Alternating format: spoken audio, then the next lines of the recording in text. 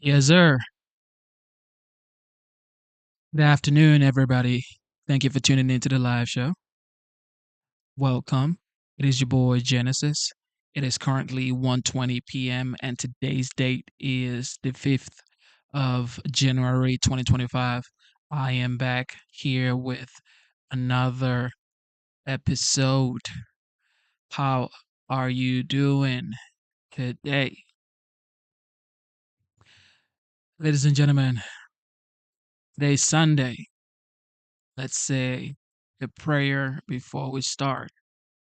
Dear Lord, thank you for a new day. We appreciate you for everything you're doing for us. Thank you for the protection. Thank you for the provisions. Thank you for the family. Thank you for everybody out there. And please give everybody strength to keep going, to keep fighting, to never quit, to believe that there is light at the end of the tunnel. In Jesus' name, amen. All right. Sunday vibe, y'all. Sunday vibe, y'all. Sunday vibe, y'all. Okay. All right. Here we go. I feel wow, I feel good. I feel good. With that prayer, I feel really good. All right, thank you, Lord. Okay. With that being said, it's update with Genesis right here. Biden is under fire for controversial Medal of Freedom. Okay. He gave Judge Soros. He gave Hillary Clinton. Okay. He's giving his pals. That's all I could tell. That's all I could tell at this point is giving his pals. However, he also gave Denzel Washington, who in my opinion deserves it. Okay, because he's done a lot of charity work. He gave Magic Johnson. He also gave Lionel Messi. In that case, I mean, I know Lionel Messi is a legend, but Presidential Medal of Freedom, I don't know. I don't know, man. All right, here we go. Former Secretary of State and presidential candidate Hillary Clinton, one of 19 Americans that President Biden awarded the Medal of Freedom last night. Another was controversial Democratic donor George Soros. It's time now for our Sunday group. Fox News contributor and Outkick columnist Mary Catherine Ham, former State Department spokesperson and Fox News contributor Marie Harf, Doug Heye, former RNC communications director and founder of Douglas Media, and Mario Parker, Bloomberg managing editor for U.S. Economy and Government. Thank you guys for being here. Good morning. Morning. Good morning. All right, so these recipients, Mary Catherine, I mean, there was a long list, but a number of them were prominent critics of Trump. Do you think that Biden was trying to send a message with this list? Yes, but I think that most presidents do. And I'm going to surprise everybody by saying that I think it's good that Hillary Clinton got this award because not a lot of novelists and fiction writers get the award. And yet the Hillary Clinton campaign financed and created one of the greatest works of fiction in living memory in the Steele dossier. And despite it being total fiction, it enthralled the press and the intel community and federal law enforcement for years. And so I applaud her for that work of fiction. I'm excited about the work she does in the future on her totally fictional presidency. I was going to go somewhere else, but I got to let Marie say something. You really came in hot this morning. I love it. My friend Mary Catherine I just want to applaud her. Brought the 2025 energy. All presidents do this. Donald Trump gave the Medal of Freedom to Miriam Adelson, one of his top donors. He gave it to a bunch of sports athletes and people like Tiger Woods. This is what presidents do. I think there were a number of people like Jose Andres, across the political aisle, who may be a critic of Trump, but people admire for his work providing food in places that have gone through natural disasters in the U.S. and around the world. So a lot of people that we can applaud on this list. I think Joe Biden was nice in the way he did this. Presidents do this. All of them do. Yeah. Well, Doug, I mean, the president also gave Liz Cheney and Benny Thompson the Presidential Citizens Medal for their work on the January 6th committee. Do you see a jab at Trump on his way out the door with that? Potentially so. Again, this is what presidents do. Miriam Adelson being a good example of that. We could go back to Obama. Certainly a lot of Obama supporters he gave awards to, donors as well. So a lot of this is business as usual. And I was just in Asheville, North Carolina over the break. I saw the work that Jose Andres' World Central Kitchen did up close. It's still really bad out there. I was thrilled to see him honored. But what I saw also was the president who made the first Trump administration, or the candidate who made the first Trump administration happen, be decorated by the person who made the second Trump administration happen. And there was a certain poetry to that. All right, we're moving on. Poetry's one word for it, though. Yeah, exactly. All right, moving on. The president is drawing some bipartisan criticism for blocking the sale of U.S. steel to Japanese company Nippon. The CEO blasted this decision, saying, quote, President Biden's action today is shameful and corrupt. He gave political payback to a union boss out of touch with his members while harming our company's future, our workers, and our national security. He insulted Japan, a vital economic and national security ally, and put American competitiveness at risk. The Chinese Communist Party leaders in Beijing are dancing in the streets. Mario, did the president play right into China's hand with this decision? What could the impact be? I'm not sure. This is one of the rare instances in which Biden and Trump agree on, right? Trump has also said that he would be opposed to the deal. Couple of things going on here, both domestically and then foreign policy-wise. Pennsylvania, right? It's a key battleground state. Unions are involved. Both parties are vying for the affection of the unions. Joe Biden has called himself the most pro-union president of all time. So there's that. The other thing is that the national security apparatus for the current president, soon to be former president, they were split on it, right? So there was a school of thought that this undermines a key ally. Japan is one of the biggest foreign investors in the United States, right? We've got 50,000 some troops there as well, but business is business, and there's a risk, and COVID highlighted this, where we don't have the onshoring of our supply chain, where anything can happen, and steel is a vital material for us. Well, Marie, I mean, I'll ask you because of your experience at the State Department, how much is this going to hurt the U.S. relationship with Japan?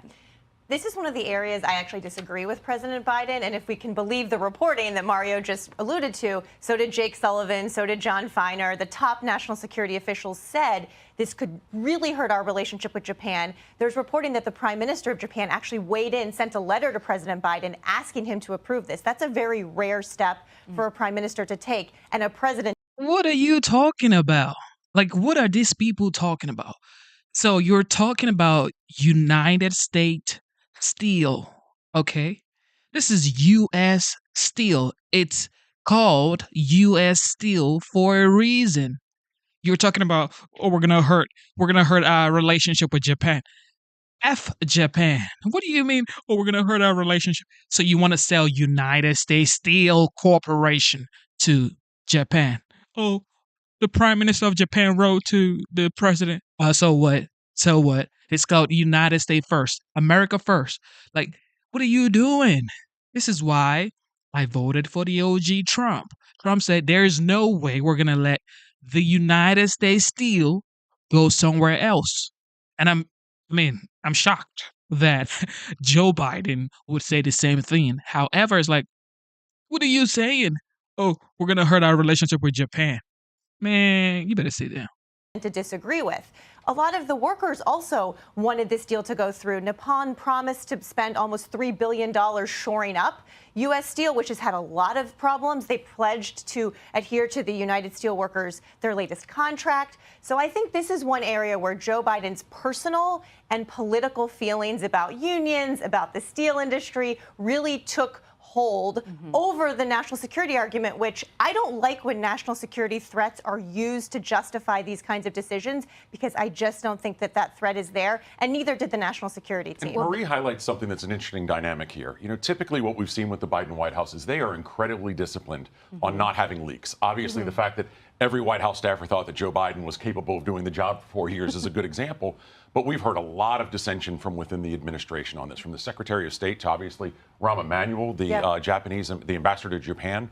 That's really rare in this situation, and it shows, you know, I think what a political mistake. I definitely support Joe Biden on this one, because obviously the legend, the OG, Donald Trump already said he was going to block the deal anyway, because why would you sell United States Steel Company, okay, to Japan? What is that? I don't care if they're going through bankruptcy, okay? Keep United States Steel in the United States. It has to be on United States soil. So if something happens and United States needs steel, then you're gonna go to Japan to get steel. So you're gonna go buy steel from Japan or China or somewhere else. This ain't it, man. This ain't it. This might have been for Biden. I want to ask you, Mary Catherine, one specific question, because U.S. Steel and Nippon both accused Biden of manipulating the CFIUS process in pursuit of a political end. The Wall Street Journal editorial board said this could really have some far-reaching consequences. They said Mr. Biden's essentially redefining national security to include economic nationalism, which will introduce many new gates for political interference. Unions and corporate competitors now know they can use CFIUS as another political lever to block investments that they don't like.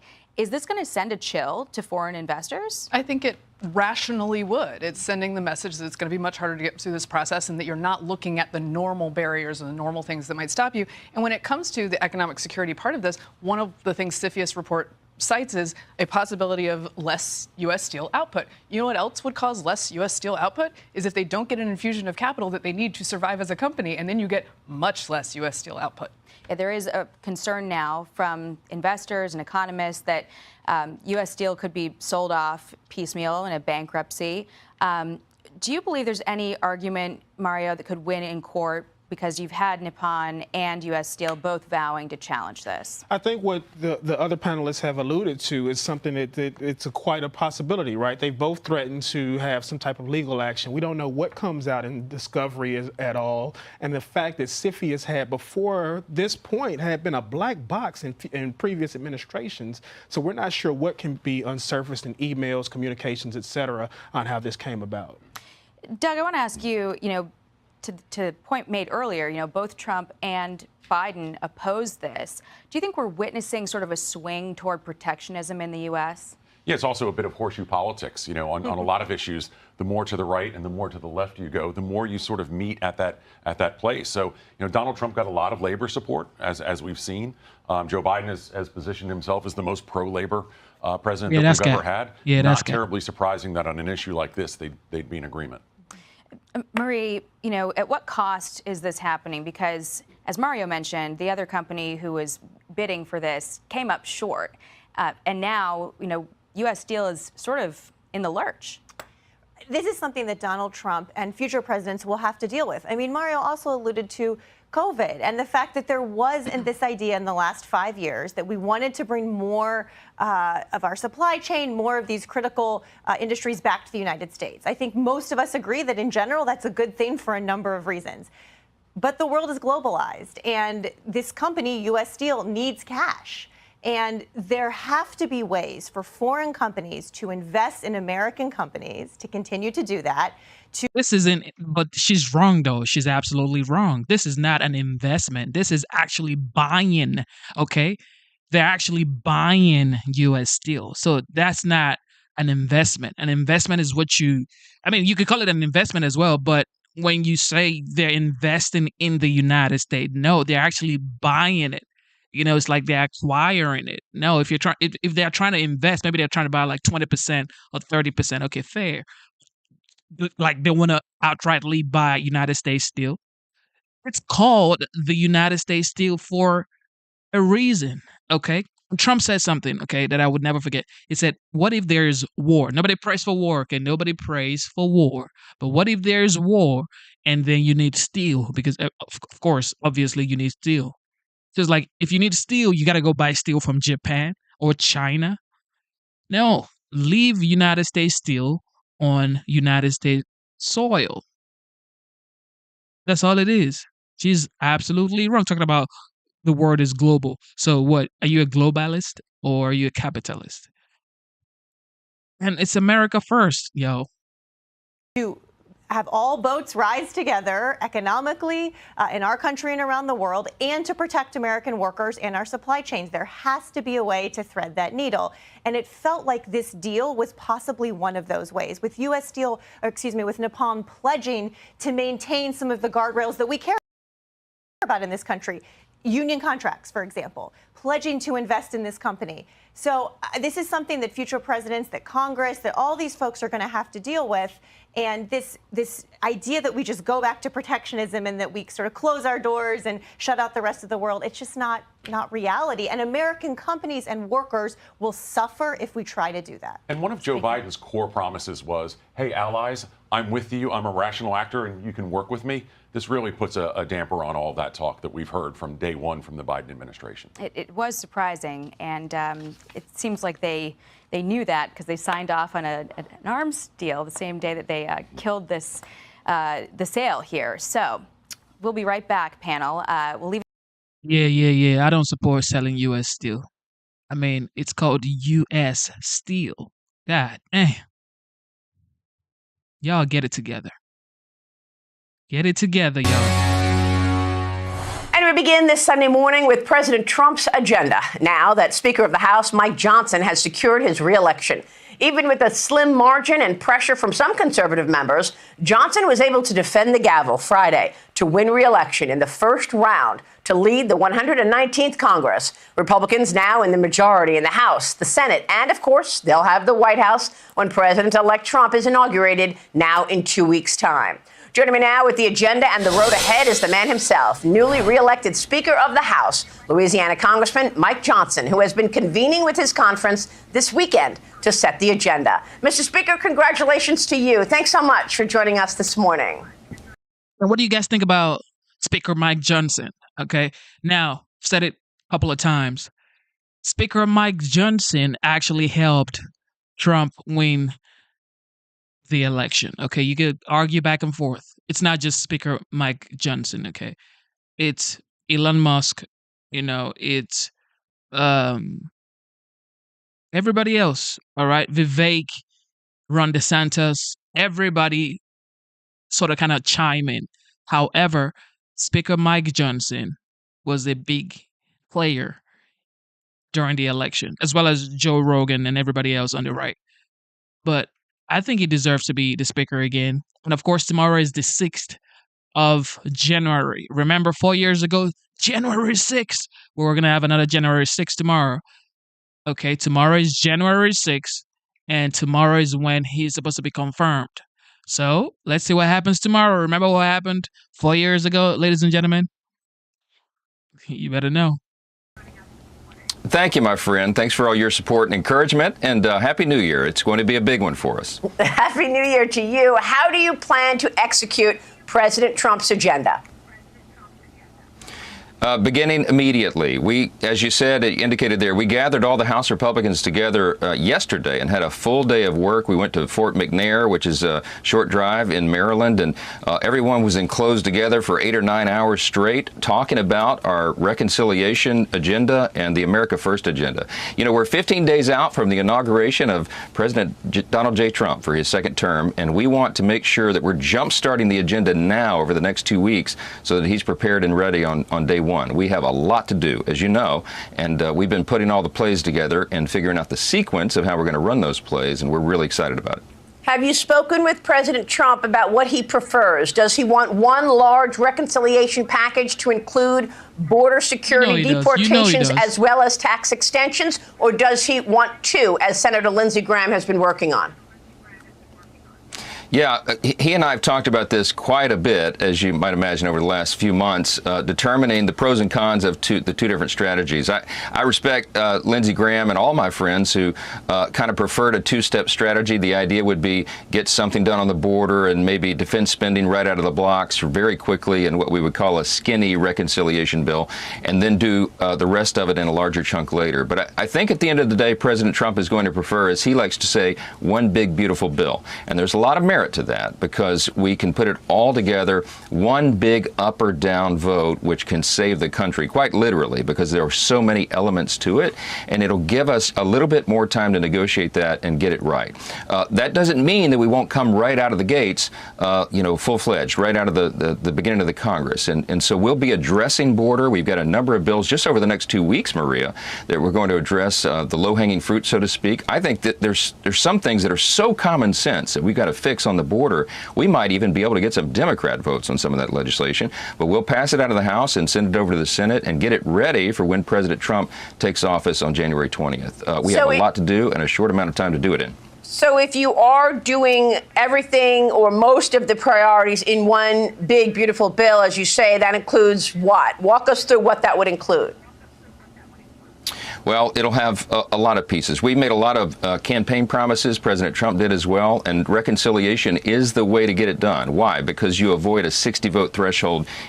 Everybody keeps talking about we're kind of shocked that Trump picked Mike Johnson. You guys forget that Mike Johnson actually campaigned with Trump. Look, this man has been loyal, okay? Everybody has had their own ups and downs. It's called politics, y'all. Okay, it's called politics. However, during the campaign period and when they were trying to throw Donald Trump under the bus with the lawsuit and all that stuff, he was loyal. He was going back and forth to Mar-a-Lago. He was getting on Fox News. He was campaigning. He was telling the people, we got to get on board and we got to make sure we elect the 47th. Okay, so it's like, you guys don't forget. Yeah, I know you guys you forget quickly, but don't forget this man was actually out there campaigning for Donald Trump. He was, all right, he was. And you think Trump is gonna back someone who hasn't been loyal to him? You think Trump is Trump never forgets. Okay, Trump never forgets, and he's never gonna back you if you are not loyal. Trump is like them OGs back in the days where if you're not loyal, you're going to have to go. So Mike has been loyal, and that's just the facts. The Senate. So reconciling the budget, which we will pass in early February, is how we'll get all of our committees involved, committees of jurisdiction on all these big issues. What are they? Well, obviously, we have to secure the border. We've got to make sure that our Border Patrol agents and our immigration enforcement agencies have the right directives from the White House, but also the right resources to do their job and secure that border once and for all. We've got to take care of the dangerous illegal criminals who have come over, and all that's part of it as well. And we've got to shift immediately to the economy. Maria, you talk about every day. We've got to revive the U.S. economy, and we can. We know how to do it. Part of that is preventing the largest tax increase in U.S. history, which would happen automatically at the end of next year if we don't get our ducks in a row. So we're going to make sure that happens. We're going to incentivize American companies to manufacture in the U.S. again, and we're going to make sure that the regulatory burden and the red tape that has smothered our free market is reduced and eliminated. And we're going to be dismantling the deep state all along the way. We're going to restore American energy dominance. So many different pieces to this, Maria. They all have to work together. And, of course, the president has asked us and really needs us to address the debt limit crisis before that hits in June. So a lot of moving pieces, a lot of things to negotiate, a lot of opinions on all that. So we'll be working long, long hours with whiteboards, making sure every Republican is on board. Because, remember, I'll be dealing with the smallest margin in U.S. history for much of the first 100 days. But we're going to get it done. I understand that. So are you expecting to raise or eliminate the debt ceiling as part of that big bill? I think we're going to have to do it in that bill. And the reason for that, Maria, is that we won't have to negotiate with Chuck Schumer and the Democrats on that. If you do it in reconciliation, you can do it just with the Republican Party. So we'll have very thoughtful discussion and debate about where that limit should go. But here's the important thing everybody needs to remember. We're the team that wants to cut spending, and we will. And we will do it dramatically. All the wasteful spending in government. DOGE will be doing its effort in coordination with all this. But you have to raise the debt limit on paper so so that we don't frighten the bond markets and the world's economy. You know how that works. It's about the stability of our economy. But we don't intend to spend to that limit, as President Trump will clarify all the time. We're going to raise the ceiling, but we are going to be cutting all along the way. So we can do both of those things simultaneously. So, Mr. Speaker, if you are able to do everything in one package, including border security, deportations, extending the tax cuts, and energy permitting, what's a realistic timeline on that? Would you have that on the president's desk by May? Certainly by May, yes. In fact, we're targeting a vote in the House maybe in the first week of April. Now, everything's got to move in the right sequence, and along the way, I think we're going to keep those trains moving in the right direction and on time. And if that happens, we'll get it out of the House in early April, maybe as soon as April 3rd, and then move it over to the Senate. That would put that bill on the president's desk for signature by the end of April. That would be fantastic. So you're talking about the first 100 days? In a worst-case scenario, Memorial Day. You're talking about the first... That's the whole idea. Yeah, and the worst case, you say, will be Memorial Day. That's right. You know, I guess there's a fear... And we'll do it as quickly as possible. Yeah. And I guess there's a fear that without getting all of the elements in one place, you could lose some members, right? There are some members that have priorities in taxes. They want the SALT deduction back in place. Those New York lawmakers, do you lose those lawmakers on the border if the tax issues are not in that one bill? Is that the fear? Well, actually, that's the benefit of doing it all together, because no one's going to love every element of a large package like that. But there'll be enough elements in there to pull everyone along. They'll be able to justify not getting all of their preferences on some of their big issues because there'll be so many other very important pieces to that one piece of legislation. So I think keeping it together is how we'll actually get it done, and there's some real value to that. Mr. Speaker, let me get your take on where this is going in terms of the impact. People need to see an impact on the economy, right, in order to feel secure and confident about re-electing Republicans in the midterms. Is that a consideration? Yeah, that's a big part of this. I mean, we're doing this to deliver relief to the American people. And the Bidenomics inflation has just utterly destroyed American families and their own budgets at home. The cost of living is out of control, and we know how to address it. Remember, we did this in the first Trump administration. We brought about the greatest economy in the history of the world before COVID because we reduced taxes and we reduced regulations. That's the basic formula. But the sooner that we do it, the better. Thank you for tuning in to the live show. You know what time it is. It is your boy, Genesis. Somebody just asked about the inflation rate in the chat. So currently, right now, during the Biden administration, I mean, it was really bad before now, but as of right now, the current inflation rate is 2.7%. Okay? It's 2.7%. It was worse. Okay?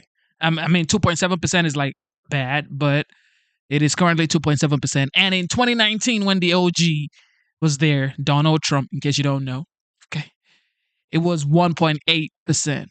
All right? It was 1.8%. And sometimes it was like 1.6, 1.8. So, yeah. Do we have it bad right now compared to how we used to have it in 2019, 2020? Absolutely. Okay, that's why we had affordability during the Trump administration, during his first term, compared to now. You say, Maria. So that's why we're going to be so aggressive about getting this through in the first 100 days, because we'll begin to see the effects of the economy very quickly. And that will be important for the midterm elections in 2 years. You know, the historical trend is once a new president is elected, his party almost always loses seats in the House in the first midterm election for lots of different reasons. But we believe we can defy that historic trend because we're going to deliver on this agenda. And in terms of the money for the border, is the $100 billion the number that you've come up with in terms of what is needed to secure that border? Well, it's such an enormous task because so many millions and millions of illegals have been allowed over that border. And by the way, a number of very dangerous persons with terrorist cells, we think, set up probably all over the country. We'll talk about that later. But it's going to take a lot of resources to get this done right. We believe we can move some money around in the early part of the year in existing accounts. And we're talking with Russ Vought at the Office of Management and Budget and everyone involved, our new cabinet secretaries, about that. But then we'll have to replenish those funds clearly. So if we do that in the first 3 or 4 months of the Congress, we'll be able to get the resources necessary to secure the border and protect the American people. That's what they demand and deserve, and it is long overdue, Maria. Mr. Speaker, tomorrow the Congress is expected to certify the 2024 election, January 6th. Can you tell us what to expect? Well, I hope we have full attendance. We got a big snowstorm coming to D.C., and we encourage all of our colleagues, do not leave town, stay here, because, as you know, the Electoral Count Act requires this on January 6th at 1 p.m. So whether we're in a blizzard or not, we are going to be in that chamber making sure this is done. Listen, President Trump had a mandate, a landslide, you know, so many electoral votes, and we get to count them all, and we cannot delay that certification. He deserves that. 77 million Americans voted for President Trump in this agenda, almost 75 million for the House. That's our highest number ever. So we call it a mandate. I believe it is, and we got to get to work beginning immediately on Monday. And Speaker, before you go, a word on New Orleans and now new worries over terrorism. Does that impact the agenda? And what can you tell us about your constituents since this morning in New Orleans? Well, you know, this event has really shaken my home state of Louisiana and really people all over the country, because it's another reminder that under 4 years of the Biden administration and Department of Homeland Security and the agencies that are in charge of keeping us safe, they took their eye off the ball. They were not prioritizing enough the terrorism threat that would be obvious with an open border. And we don't know the direct correlation yet. The investigation's ongoing with how much this was involved with an open border, whether some of the materials used, et cetera, came over that way. But we do know that this is something that reminds us again that the new Trump nominees for these important positions need to be in place as quickly as possible. We're in a dangerous situation in the country. All the red lights are flashing, as FBI Director Chris Wray testified himself to Congress multiple times, and we have to take this threat seriously. New Orleans was I'm telling y'all, man. Speaker Mike Johnson is definitely one of the real ones. You can, everybody has their own reservation, like I mentioned, but I like him. He is skillful with his communication. He's very articulate, and he knows what he's doing. a very sad and tragic reminder of that. It sure was. Yeah, man, for sure. We cannot have another New Orleans happen in the United States. All right, what's next?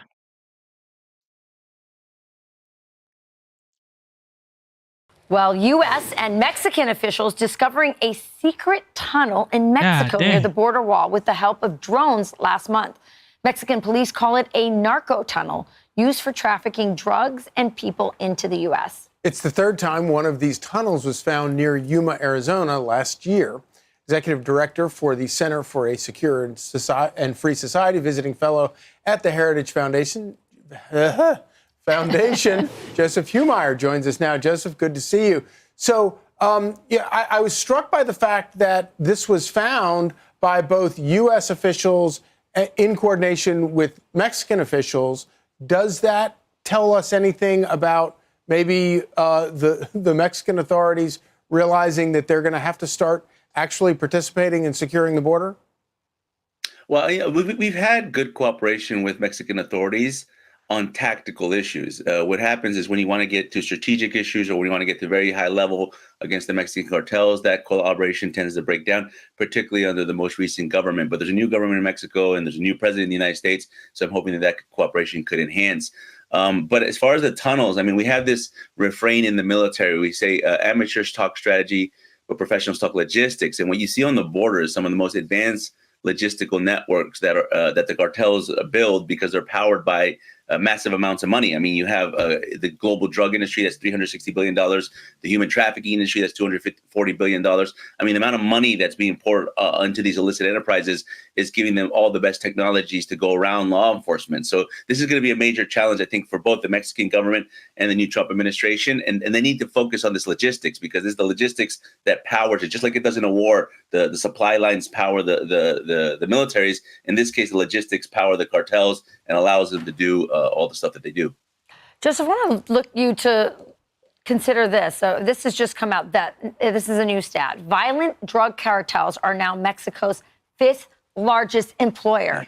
They're operating right along the southern border, but also inside of Mexico. I've been concerned for a long time. As you know, Joseph, we've been having these conversations for a while, that the open border and the enrichment and empowering of these cartels would turn Mexico into a narco state. Is that where we're at right now? If they're the fifth largest employer, that's insane. No, that's 100% the direction that Mexico's going. This is a tremendous concern. We cannot afford for Mexico to become a Venezuela. It's our neighbor, it's our trade partner, and we share a very long border. And what happens, and this is the biggest concern, especially on these border towns, is, as you know, Rachel, like, if enterprise doesn't stop just because you stop governing. So basically, at any given moment, society has two enterprises, right? A free enterprise that we're all involved in, and then an illegal, an illicit enterprise.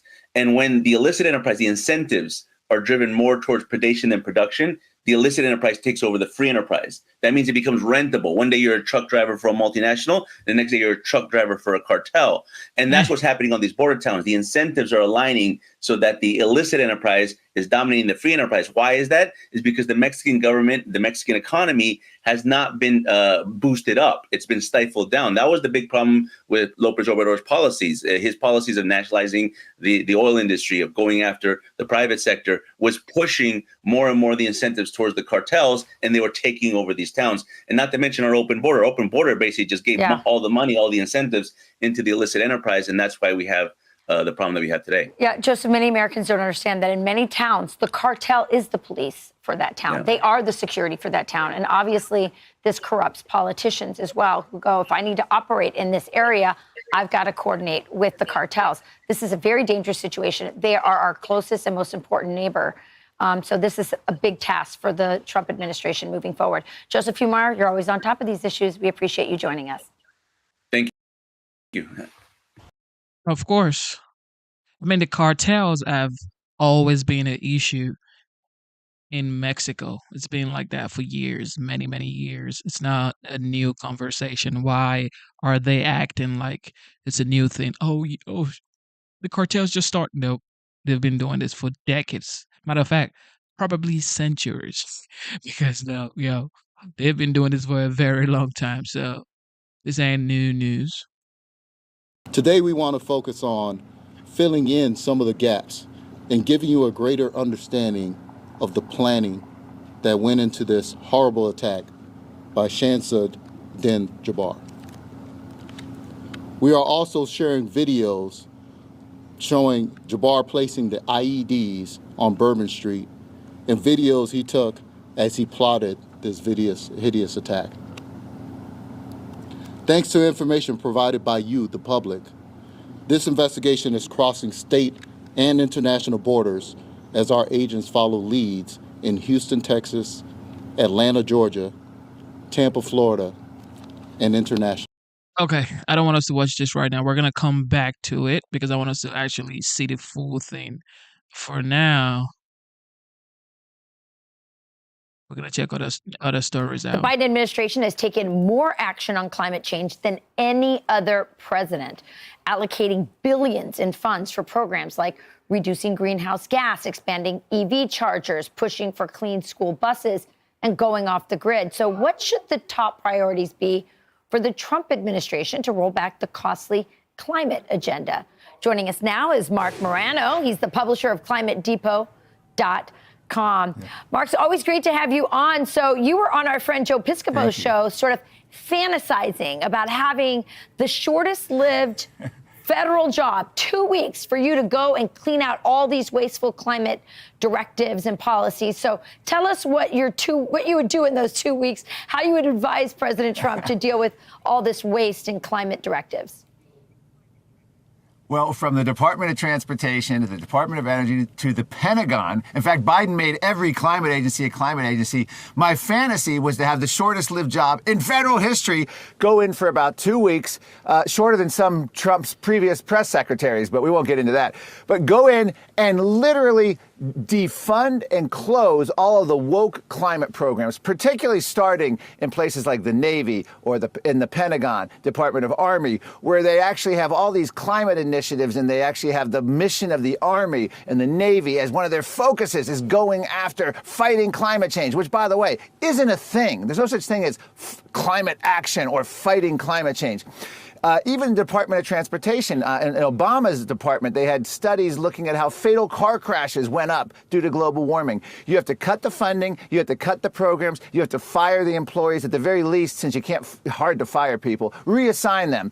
I would love to preside over that, shut all this nonsense down, the most egregious examples, and then walk away from federal service, because that's what needs to be done, is they have to be shut immediately. But even beyond that, Rachel, so much of this is the narrative in recasting this entire global fight. But of course, the biggest of all, and this has to come from Donald Trump, he has to submit the UN Paris Agreement, the Climate Pact, to the United States Senate as a treaty, get the Senate to reject it and treat it as a treaty, and then that gets us out of not only that agreement, but of the entire UN climate process going back to 1992, when George H.W. Bush got us into the whole mess at the Rio Earth Summit in 1992, because he wanted Republicans to appear Earth-friendly. So he gets us involved in this UN sustainable development mess. It's time for Donald Trump 2.0 to reverse, what was that, 32 years. I'm not even going to cap.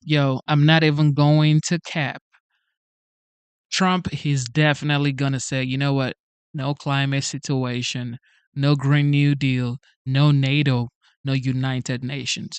This is going to be what he's going to say. He's going to say this stuff. Okay. He's going to probably say, you know what, NATO? Yeah, that's it. Bye.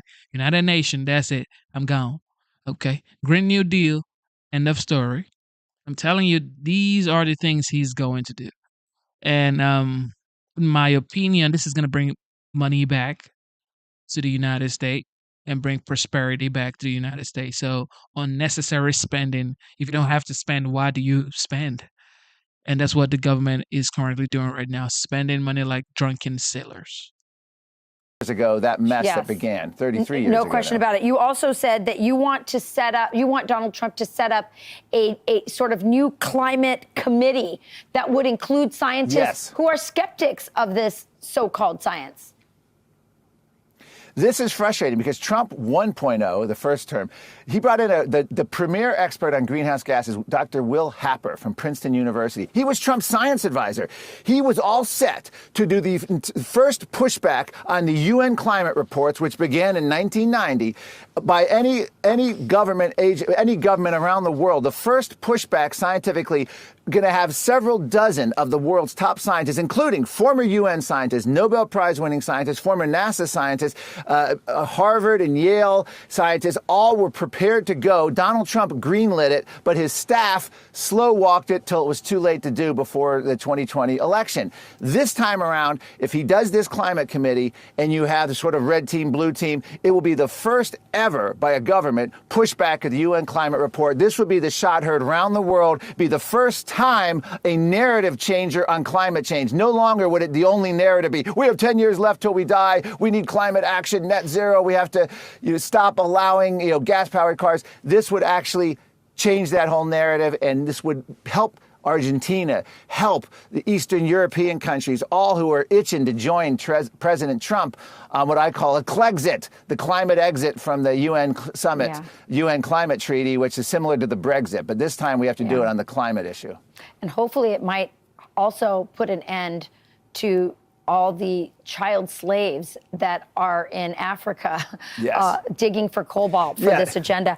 My goals are a little less lofty. I just want a dishwasher that works. Well, I do want the slave labor in China to end, but I also want a dishwasher that actually works, that I don't have to clean the dish before I put it in the dishwasher and then run it twice. So let's hope for that, too, in the new year and in the new administration. Marc Morano, so great to have you. Look, everybody has their own opinion, okay? Everybody has their own opinion. Somebody was talking about Elon Musk being the commander-in-chief. That's absolute cap. Okay, that's a lie. All right? But this is what this is what they have. Lies, and they try to divide and conquer. Okay, this is what they do. They try to divide and conquer. But there's nothing to divide here, because Elon Musk happens to be the richest man in the world financially. Like I always say, there's so many ways to be rich. You could be rich in family, you could be rich in love, you could be rich in goodness in your heart or whatever. But he is the richest man financially in the world, and Trump happens to be the most powerful man on earth. And that's just the facts, okay? Because he is the president of the United States. It is what it is, okay? I'm not talking about in another planet. I'm talking about in the world, Trump, as soon as he becomes the president. Matter of fact, right now, he is probably top 3 most influential human being in the world. Now, he will become the most powerful man as soon as he becomes the president of the United States, because the United States is known to be the giant of the world. So you have the most powerful man on earth, and then you have the wealthiest man on earth. What do you expect? Double trouble. Double trouble. The far-left media is piling on President-elect Trump for raising awareness of the terror threats at the border. Instead, they say U.S. military veterans are the real threat. The simple fact is, this country has suffered more deadly terrorism at the hands of American-born citizens who are veterans of the United States military than people who have crossed into this country at the southern border.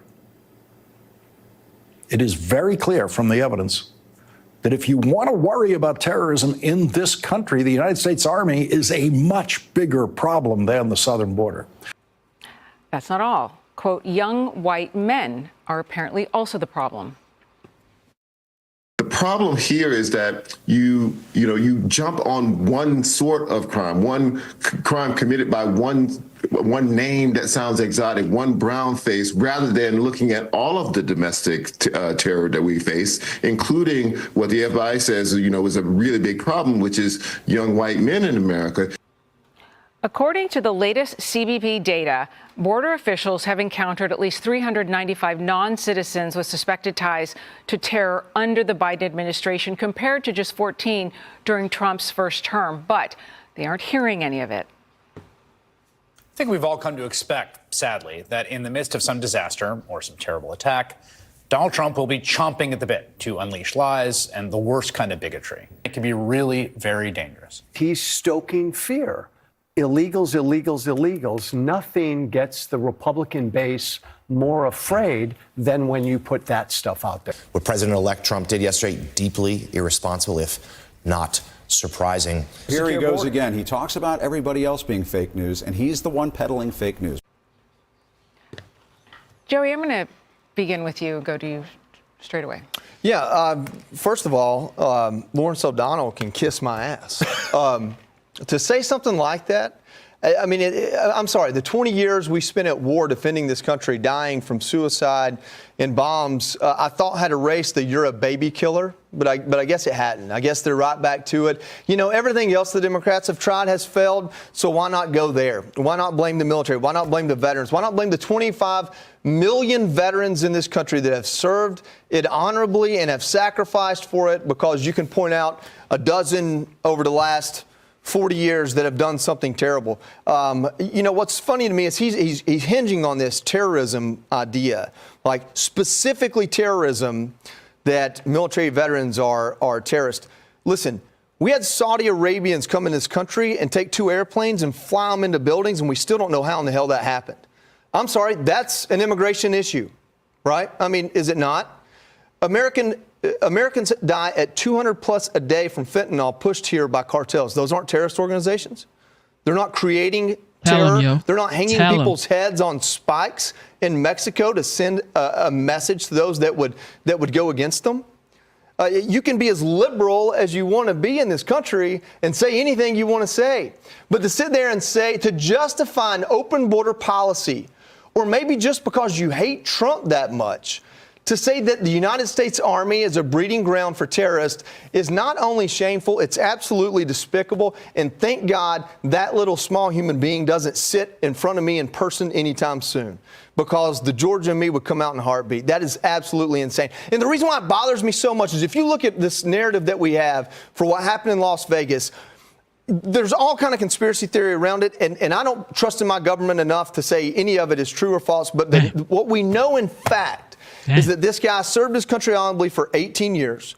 And by all accounts of what he left was not trying to hurt anyone but himself, because he was to the point of delusion from the trauma he received going to war for this country. It's tragic, it's wrong, it's illegal, it's criminal, it's completely irresponsible, even if he thought he wasn't going to hurt someone. But it's not freaking evil like driving down a sidewalk and mowing people over.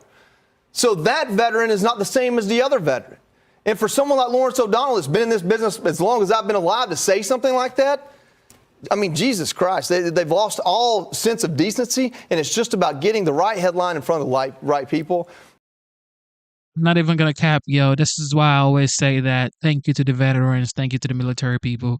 If you're serving in the military, thank you so much, because it's not easy. It's not easy at all. People think it's sweet. You know, you get the VA loan, you could buy a house without money down and stuff like that. This is why a lot of people want to join the military, okay? It's like, okay, well, I'm gonna get good health care and all that stuff and buy a home on VA loan, but it's not that sweet, okay? If you get deployed, it's not that sweet, okay? It ain't sweet, okay? So you got to respect the military people, and I think they should be treated with more care and more love and more decency, okay?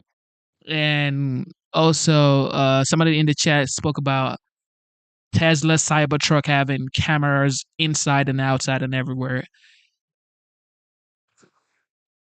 The news media only tells us what they actually want us to know, okay? Because, I mean, it is what it is. We can do our own due diligence, okay? Like I could get more information. At the end of the day, it's like, if you think about it, these guys would only bring to you what you need to see, all right? It's like when people were like in New York, I think when Trump said they're eating the dogs and they're eating the cats, people were like, well, who would eat the cats and dogs? Well, I have a video for you right here. And things like this, you have to go search for it. Okay, you have to go search for it. Check this out. Like normally people will say this is a lie, right? But this is in New York. This happened probably like 2 days ago. This is in New York right here. Wait, let me confirm when this happened.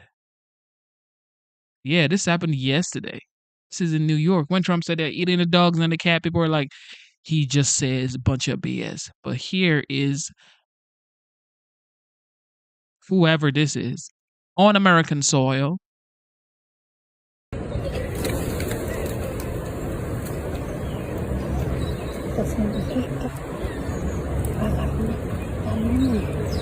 He's about to go make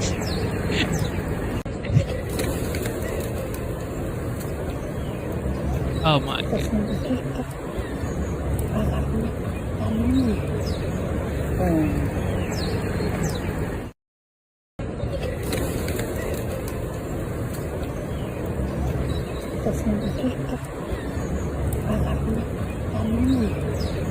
Now, if Trump came out and say they're eating the birds, everybody's gonna say, "Come on, Trump, come on, man, they ain't eating no goddamn bird." But this is whoever this is. I don't know if it's like illegal immigration or I don't know, but this is a New Yorker. I don't know if he's like a New Yorker, but this is a person in New York. Halal. I know, like I ate halal food in New York because I schooled in New York. So it says New York halal food cart worker caught on video catching pigeons with bare hands. He wasn't born in the United States, because there's no way Americans would catch, like if you were born in the United States, you definitely soft. There's no way you're gonna be you're gonna be catching birds with your hands. You're gonna be But if you were born on the other side, you definitely catching birds with your hands. Tell you that much.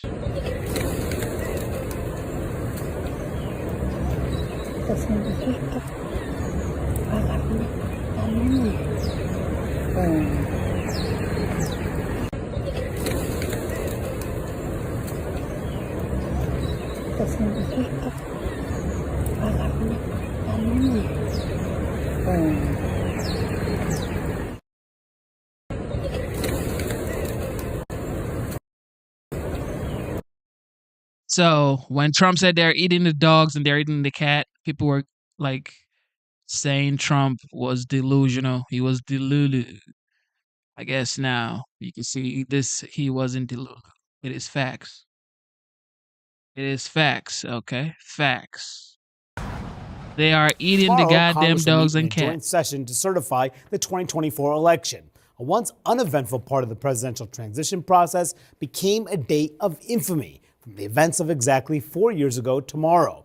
And of course, that's when a violent mob infiltrated the Capitol as President Trump protested his loss in a free and fair election.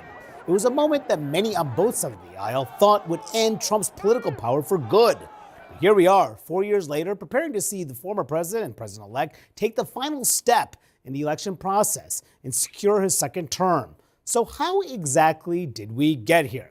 Well, CNN senior data reporter Harry Enten has crunched numbers and is here to explain. So, Harry, a lot has changed in 4 years, especially when it comes to Trump and the GOP. Walk us through it. Yeah, all right. So, remember, after January 6th, what did we have?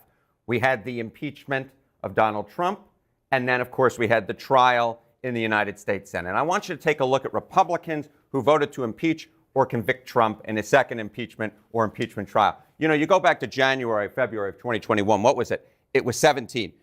That's a significant chunk of folks, right, Manu? That wasn't most of the GOP didn't, but 17 is a pretty big number here. Absolutely, yeah. And then you go to January of 2025. How many of those folks are still in the United States Congress? It's just 5. It's just 5. Pretty much the ones who did were all run out of town. They're just 2 House members, 3 Senate members who remain. The bottom line is this, and we'll say over and over and over again, this is Donald Trump's Republican Party. That's why he could pick up the phone, make those calls to ensure that Mike Johnson held on to his speakership. But it's not just within the Republican Party. It's nationally among the general populace as well. So take a look at Donald Trump's net favorable rating. Take a look here. Trump's net favorability rating. You go back to January 2021. Donald Trump was way underwater at minus 20 points. That's your favorable minus your unfavorable. Look, he's still a little bit underwater, but he's now at minus 1 point. He's considerably more popular. So folks who are These guys, they know how to get you with colors. I mean, take a look at this. Take a look at this, y'all. So they're saying in 2021, this is what CNN is saying, all right. In 2021, he was down negative 20 points. And in 2025, he's just down by 1 point. But take a look at the color they're using to depict whatever they're analyzing. So January 21, 20%, minus 20 points, right? It's in black color. But in 2025, lower number, -1, and it's in red. You can never make this up.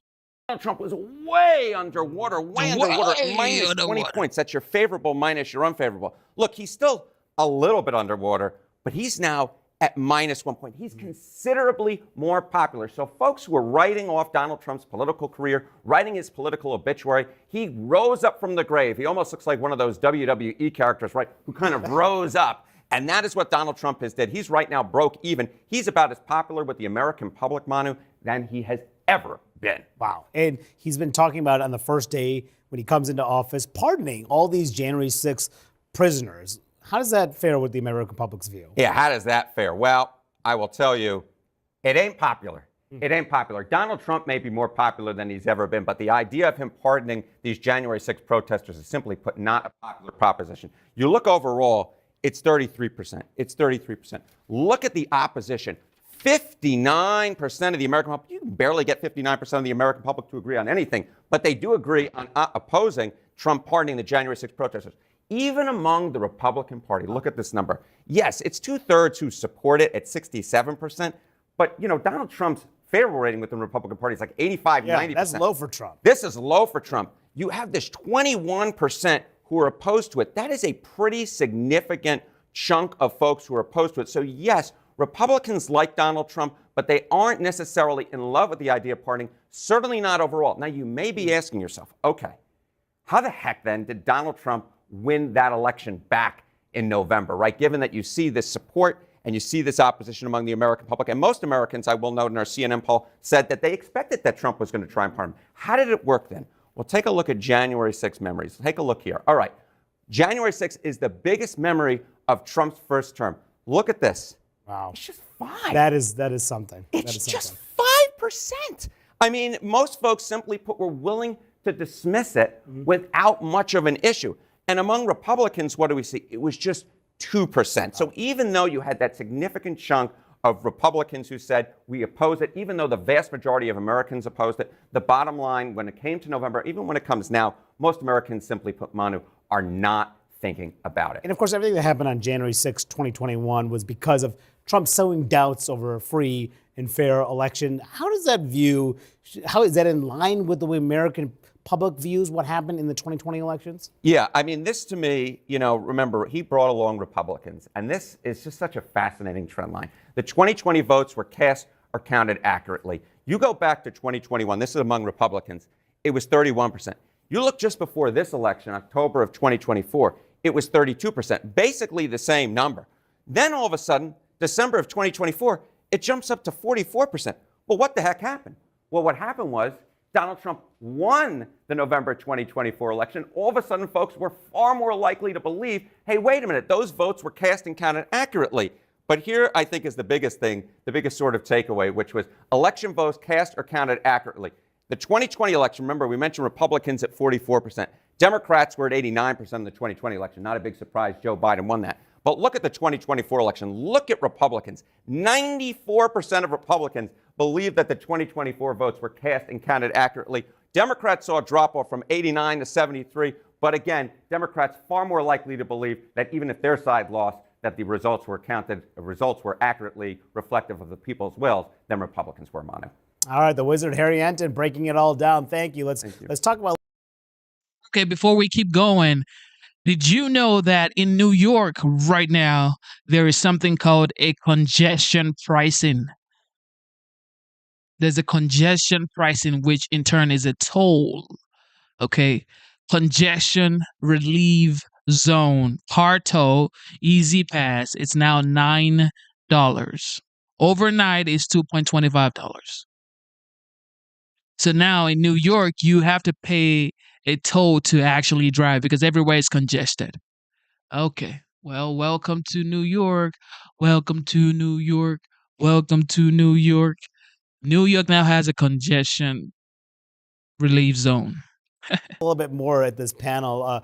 Olivia, you were at the Capitol on January 6th. I was also in the Capitol on January 6th. And I remember talking to a lot of Republicans at the time. They thought Trump was done. They did not think he was going to come back at all. They were disgusted about what happened. They were disgusted, frankly, at Trump's actions in the run-up and everything that happened in the aftermath of him trying to overturn the election. But talk about the way that Republicans have systematically rewritten the narrative about what happened on January 6th and how that has happened since over the last 4 years. I think around 6 months after the Capitol attack, that's when I started realizing there was sort of this online push of undermining, challenging, and rewriting what happened on January 6th. It wasn't as bad as it was claimed in the media. People weren't armed, and the media was inflating it. Then it sort of percolated into House Republicans' psyche, where they were sort of dismissing it as well. I think that there was a feeling like every Republican was being unfairly blamed for what happened that day among the House GOP. And so they started pushing away, I think, what the important lesson of that day was and tried to kind of put it in the corner. But then you saw Biden using it again and again on the campaign trail, talking about January 6th, talking about the important need to protect democracy. And that made some of the Republicans, especially sort of in the far right corner, push even further away. But that's why I also think it was really important to have people like you and me there, because we saw how horrendous that day was. It was chaotic, and I still don't even have like a very good idea of the chain of events, but I do remember how terrified people were and that we were holding pens in order to prepare ourselves of being attacked if we went into the Capitol hallway. So you were hearing gas canisters going off, you were hearing gunshots, and sometimes you couldn't discern what was happening. And so I'm really glad that reporters captured it. Yeah. And this is what Donald Trump has been so brilliant at is, it's just whitewashing history. And so many of his interviews that he does when he's asked about January 6th, he makes false assertions about what Day of happened. love. Didn't happen. It was a day of love, exactly.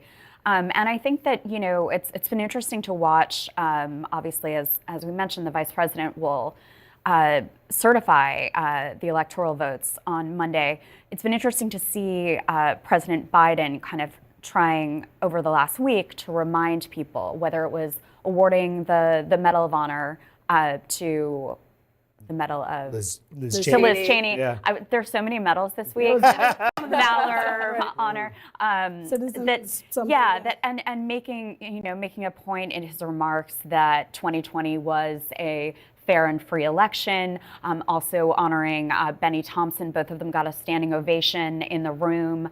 And Kamala Harris on Monday, that she really believes this is an important part of sort of restoring historic norms.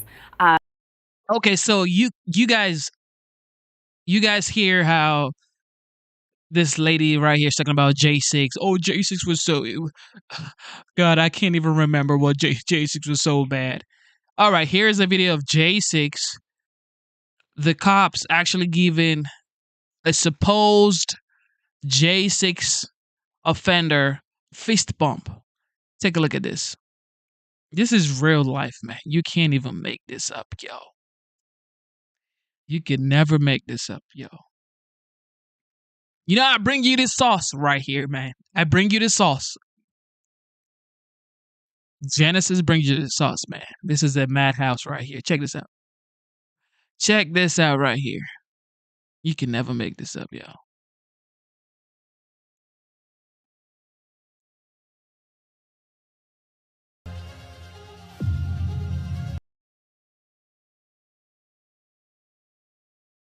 Take a look at this.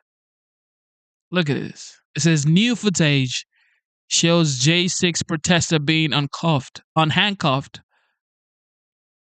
Oh my God. And fist bumped by Capitol Security. It's the setup. Look at that. Look at the fist bump, y'all. Look at the fist bump. Don't miss the fist bump, y'all. Look at that.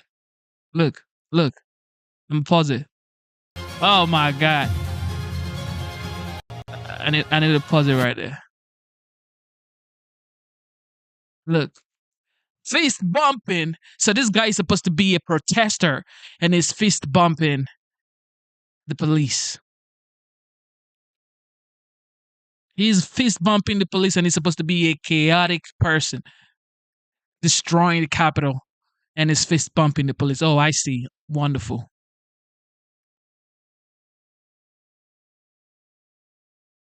I'll play it again, y'all.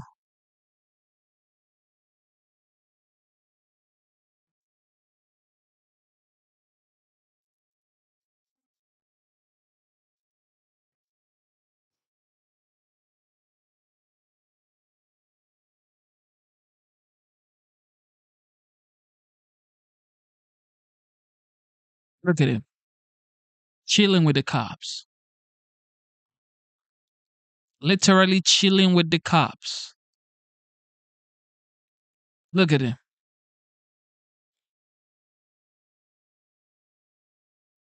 This is what happened on J6, y'all.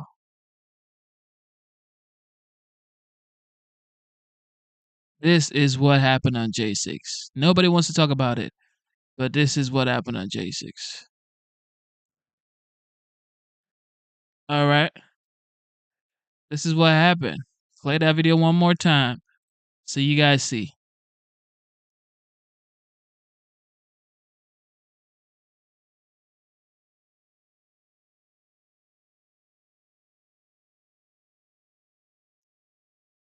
And what is actually going on in the UK? You can't make this up, y'all.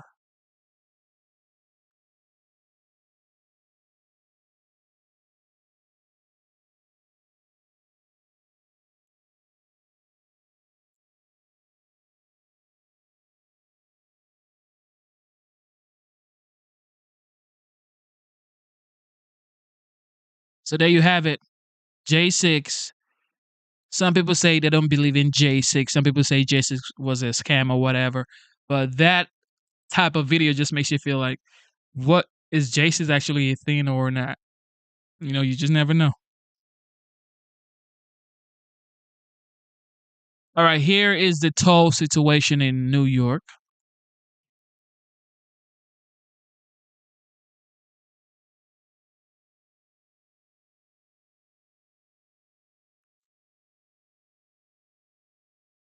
Let's go, let's go, let's flow, let's roll.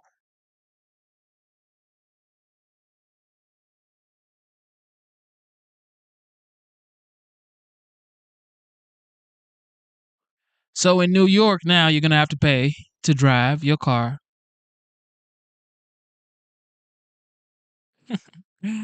Oh my goodness, you can never make this up, y'all. You could never make this up. And for the people who have also been wondering about the Las Vegas explosion, we also have a very, very close video of the explosion.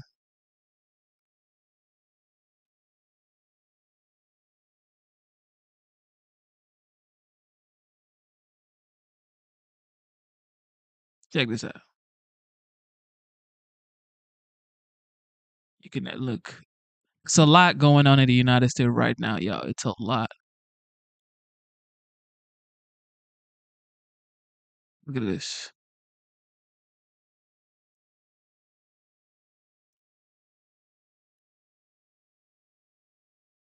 Causing the truck to explode outside the Trump International Hotel in Las Vegas.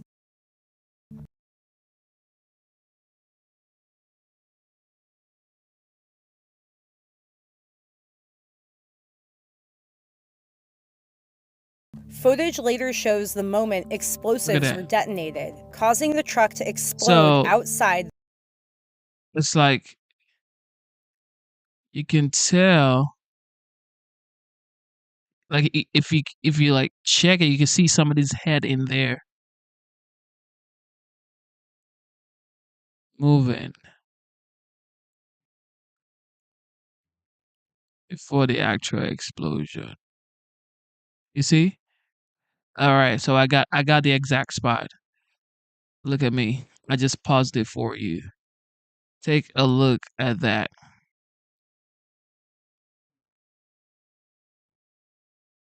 That was the moment it happened.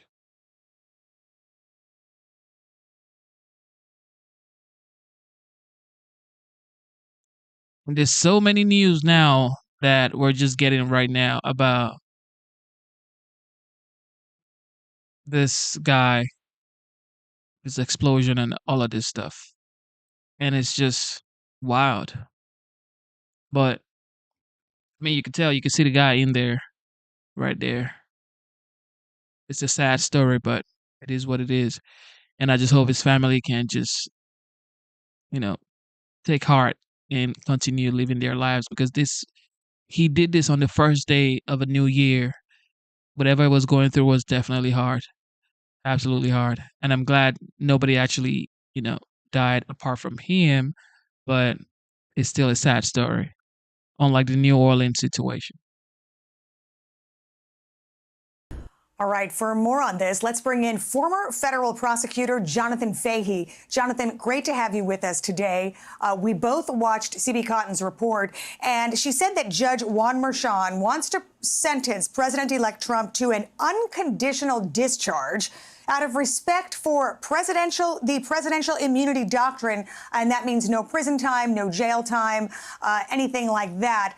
But, to many looking at this, it does seem vindictive. Can you explain to us what this means? Yeah, it does seem like vindictive, and this case really is lawfare at its worst, and more so on the Alvin Bragg end of it. But basically what he's doing is saying the conviction will stand, but there won't be any punishment at all. So again, that sort of begs the question, why not just dismiss the case and let us move on? And if you look at the immunity decision, and the immunity decision basically from the Supreme Court said Donald Trump had immunity the entire time. It wasn't that they just created immunity for him in that decision. And the whole purpose was so that Donald Trump or any president could do their job without the fear of state officials or other officials interfering with it. And we're at a unique phase, this transition phase, which although he's not the president.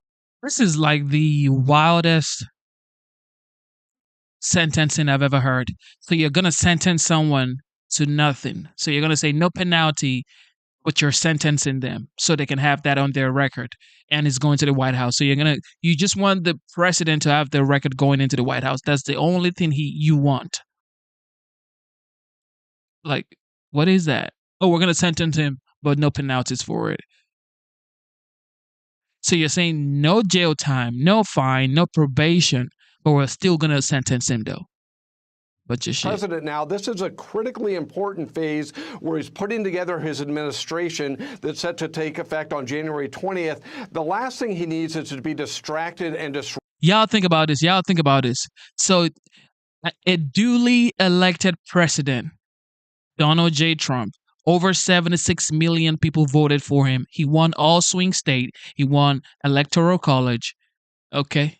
He won the popular vote. He's going to be sentenced before he becomes the president of the United States. But they're saying no penalties, meaning no jail time, no probation, no nothing. However, the president's son, the 46th president of the United States, President Joe Biden, Hunter Biden, was pardoned. The son of the president, Hunter Biden, was pardoned, but a duly elected president is going to be sentenced. You can't make this shit up now.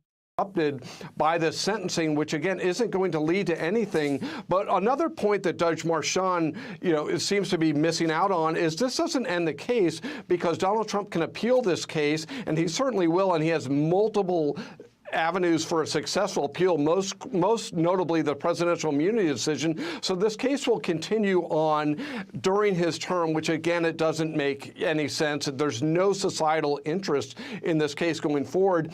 And really at this point, the only people that seem to really defend this case are Judge Marchand and Alvin Bragg. Nobody else, even the most hardened Democrats, know this case was lawfare, and everyone is somewhat embarrassed by this case. And it really would make Judge Marchand and Alvin Bragg in particular would really restore some credibility to the justice system by just letting this case go and be dismissed outright. Yeah, to your point, what interest does it serve? Judge Juan Marchand says he wants to honor the jury's decision here. Trump is on social media calling this whole case a charade that should have been dead on arrival. I guess, legal scholars will debate this for some time to come. But in the meantime, now the Trump team is going to have to try to stop this sentencing. Is there any chance that they can do that? They can stop this January 10th sentencing? I think there's a chance they could appeal his ruling to a higher court, or maybe even try to take it to federal court again and make the presidential immunity argument as it relates to the transition. So I think there's a chance, and it really makes sense for this case just to go away. And just the other thing is, if Donald Trump wins on immunity, this case could be back in front of Judge Marchand during Donald Trump's term. So again, this thing never really goes away unless it's dismissed. I think a higher court should get involved and say the greater societal good is, getting rid of this case. Certainly Alvin Bragg has more than enough to do in New York with people getting pushed in front of subways and other things like that, that this shouldn't be high on his priority list, and it should have never been on his priority list. But yeah, there is a chance. I think they will do that. If not, there'll be the sentencing next week, where Judge Marchand will probably make some sort of speech, again, trying to justify this case as its legitimacy, and then Donald Trump could go on to appeal. But it really is not worth the distraction. We just had a terrorist attack. We have all of these things. He needs to put his administration together, and this is a needless distraction, not only for him, but everyone in the country when there's far more important things going on. Yeah, just a quick answer here. Judge Merchan has said if the Trump team is able to stop this sentencing, then he will pursue this after Trump leaves office. Actually seek to sentence Trump after he leaves office. He would be 82 years old. Just a quick answer. What is the point of that at that point? There is no point other than justifying this case because it doesn't serve any legitimate interest. The point they're making, it's always contradicted by what's actually going on. They're trying to say this sort of restores or maintains integrity of the justice system, but this case, more than any of the lawfare cases, has harmed the justice system, not just in New York, but nationwide. Yeah, well, we will see what happens on January 10th. We will all be watching that. Thank you so much for your legal insight today, Jonathan Fahey. Thank you. Hi, everyone. I'm Brian Kilmeade. I want you to do me a favor. I want you to click to subscribe to the Fox News YouTube page. This is the only way that I know for sure that you're not going to miss any great commentary, any great news bites, any great interviews coming your way on Fox. You can get it all here on YouTube. So subscribe right now.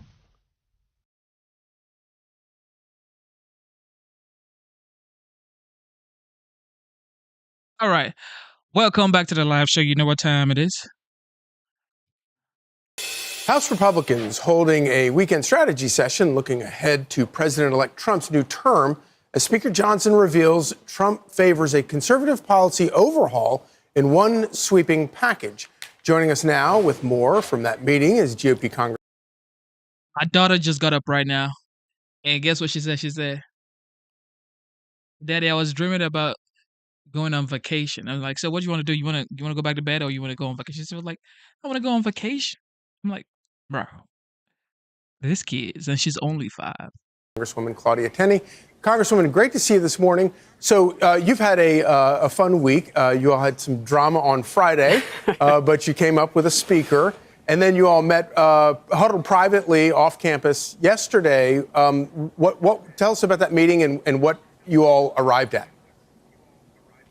Well, I thought it was a tremendous meeting, and I think that one of the most important things to gain from that meeting is what an historic time we're at right now. The fact that Donald Trump was able to win with a mandate, and the fact that the Republicans were able to take back the Senate and, yes, a very slim majority in the House. But this is a moment where we have to make sweeping changes. We have to make a difference to the American people. And I think we're in a great position to do that. It reminds me of maybe our founding. It's that important, or even what Lincoln faced during the Civil War. We have a president who is a rough-hewn entrepreneur matched with Mike Johnson, who is a constitutional scholar, both courageous, both understand the mission. And I think we're going to be carrying that out. And I think it's a really exciting time to see the two of them, which I think they're an interesting, perfect match, actually, for right now. They're trying to balance, what our founders looked at. How do we preserve freedom but protect our security? That's the border. That's stopping the oppression from the over-bureaucratization, the deep state, so-called, versus freedom, economic freedom, energy, releasing American energy and allowing us to be the dominant player on the world stage. Tax cuts, border, all these things are going to come together to enhance what we call ordered liberty and what our founders envisioned. I think we're right there at a moment to save America. And I think that's what President Trump and Mike Johnson and obviously Leader Thune in the Senate, that was their message. So I just saw in the chat, somebody said, what policy did you vote for when you voted? If you voted for Kamala, obviously she lost by a landslide. But somebody said, policies for the people, which is not a policy. What do you mean policy for the people and not the wealthiest, i.e. taxes? What does that even mean? That's just an uneducated comment. But education, healthcare, etc., climate change, women's right to name a few. What does that even mean? What does that mean? Like everything you wrote, what does that mean? Huh? We want policies like First Step Act, okay? Prison reform. That's a policy right there. Okay. All right. And of course, we got to hear from the great Stephen Miller about what his plans are and his leadership as well.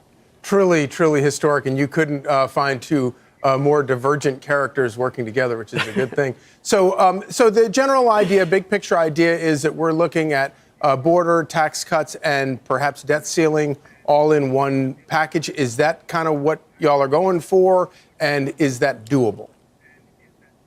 Yes, well, that's what we're going to have to do. And I think one of the things that Speaker Johnson emphasized is that we need to do this in one large bill because we've got to get it done. We can't miss an opportunity.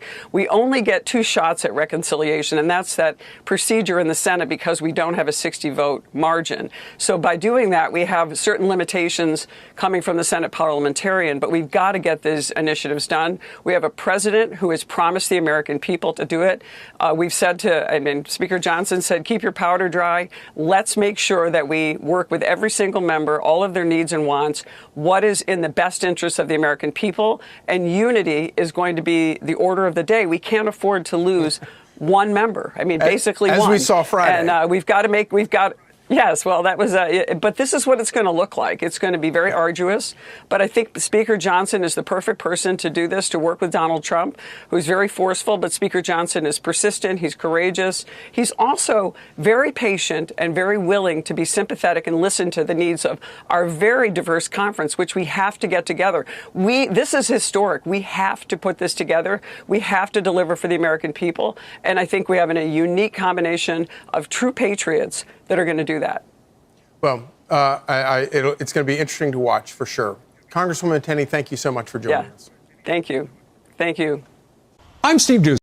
Exactly. So somebody said here, tax cut for all. Tax cut for all. It is tax cut for all, but people like saying it's tax cut for the wealthy. And when people say tax cut for the wealthy, how do you actually... No. When people say raise taxes on the wealthy, how do you raise taxes on the wealthy? Can somebody tell me how you raise taxes on the wealthy? Because I would like to know how you actually raise taxes on the wealthy. Because the wealthy don't get paid like you get paid. They don't get paid in cash. They get paid in stocks. So you want to raise taxes on the wealthy? Elon Musk gets paid in shares, in stocks. So he gets paid $50 billion in Tesla shares. How do you tax stocks and shares? You don't tax. You cannot tax that. And guess what they do when they get paid in stocks? They borrow against the stocks.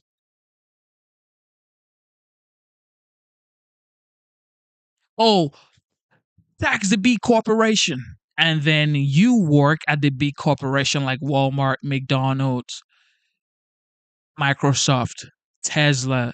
You work there. You tax those big corporations. And then the items they sell gets more expensive. They take more money from your paycheck because tax the wealthy.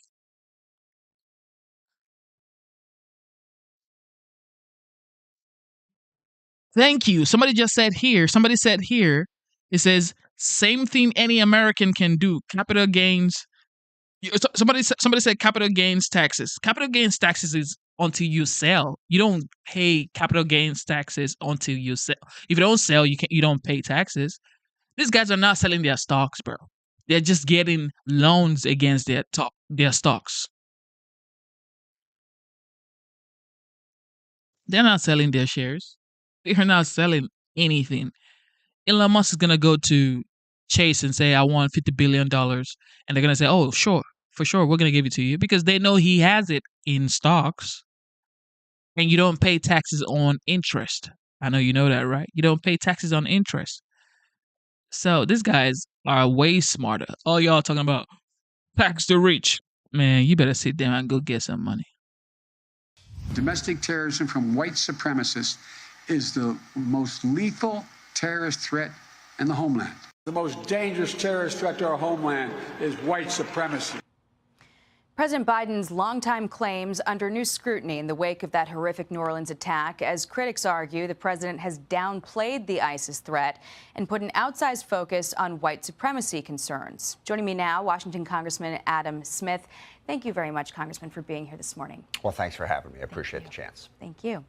So, sir, throughout his presidency, Biden believed that white supremacy was the greatest threat to the homeland. But 2 months before those last remarks that you just heard, the U.S. intelligence community released its annual threat assessment report. It painted a much different picture. The document mentions Russia 98 times, China 93 times, Iran 46 times, North Korea 25 times. There were 15 mentions of racially motivated violent extremism, but white supremacy was mentioned only once. Did President Biden have his priorities wrong? No. I mean, that was President Biden's intelligence community that issued that report.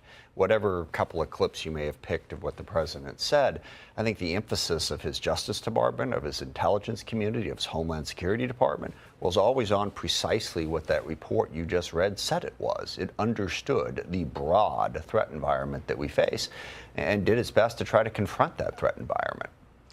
Well, the FBI told Congress that the suspect in the New Orleans attack, Shamsuddin Jabbar, was not on their radar. They didn't have any intelligence on him. He was not someone that they were watching.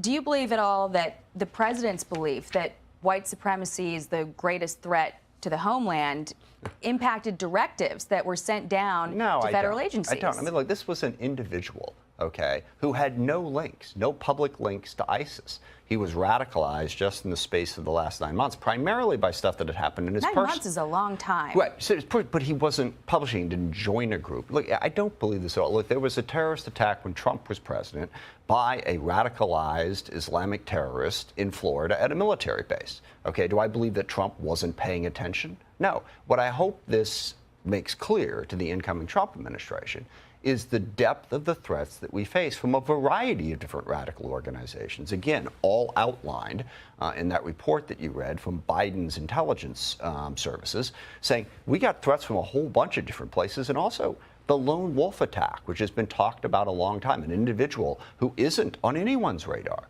So what we need is we need to support local law enforcement. We need to support the FBI. We need to support the Justice Department to do their level best to try to find as many of these as possible. Understanding, and you've heard this quote before, you know, the terrorists only have to be right once. That's the huge challenge that we face. I hope we'll come together as a country to meet that challenge and not try to turn it into a ridiculous partisan argument based on who's the president. It happened under Trump. It happened under Biden. Let's work together to try to make sure that it doesn't happen again. Well, the attacker's brother told Fox this week that Jabbar joined the military to try to find some direction in life. He spoke to us off camera. Listen to this.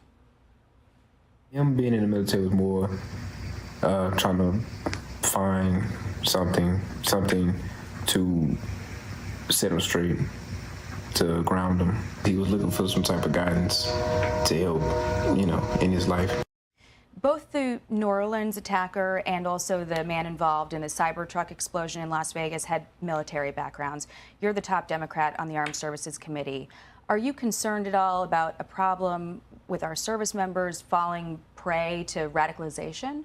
I'm concerned with the problem of the radicalization of people in our country in general. I think it has happened to people who did not serve in the military. So I think to sort of paint a broad brush of service members as uniquely vulnerable to this type of thing, I think that's somewhat denigrating to the people who serve in the military. At the same time, do you believe there are enough services supporting them? See, that's where I was going next. Just give me a quick second. I don't want people to say, oh my gosh, the military, it's full of all these people, because I think that's an exaggeration. That's wrong. It's not fair to the military. We do have to do a lot more, I believe, to deal with the mental health issues that people in the military face. PTSD and other issues. A lot of advancements have been made in recent years, a lot of new treatments, certainly, but it is something that we need to emphasize to make sure that service members get our support and help. Because, you know, for the terrorist attack, the number of suicides that are done by people in the military are completely unacceptable and need greater attention. It's a terrible issue. Yeah. Moving on, though, the first FBI spokesperson who addressed the public after this attack gave wrong information about the case. Take a listen to this. Will be taking over the investigative lead for this event. This is not a terrorist event. We now know that that junior agent, Alethea Duncan, was only speaking because her boss, the special agent in charge of New Orleans, was on vacation. FBI headquarters was so upset, they sent the deputy assistant director from D.C. to take over this.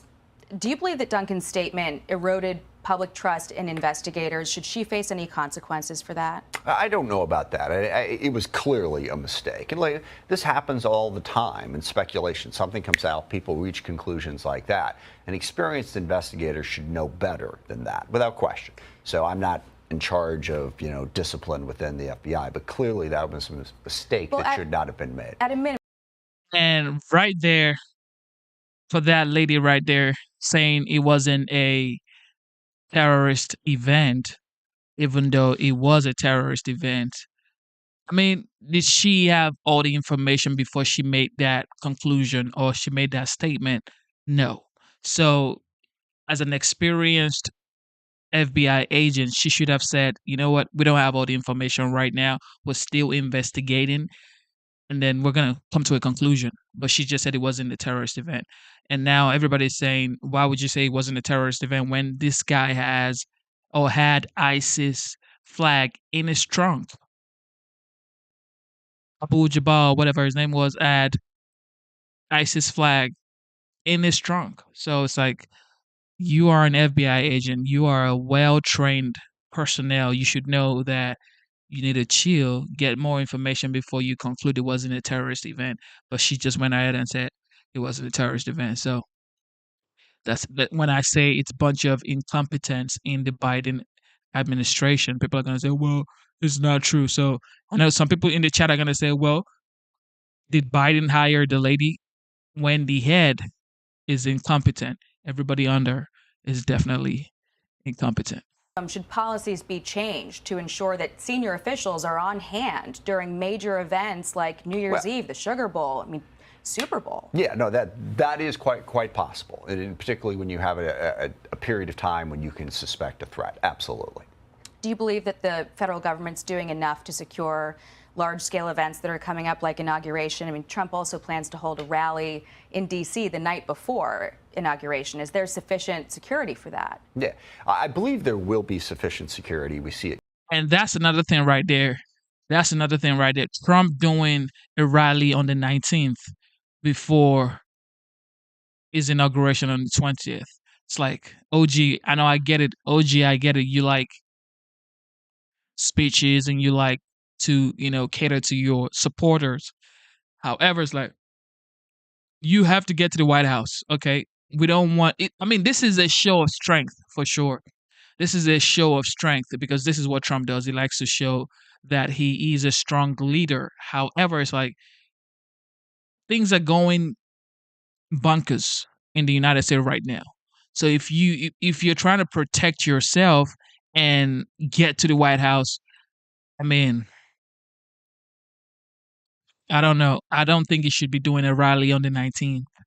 It's called a victory rally on the 19th before the 20th. So, it's going to garner a lot of supporters. A lot of people have now traveled to D.C. to support him in his, on his inauguration day with J.D. Vance. However, it's like, do I support the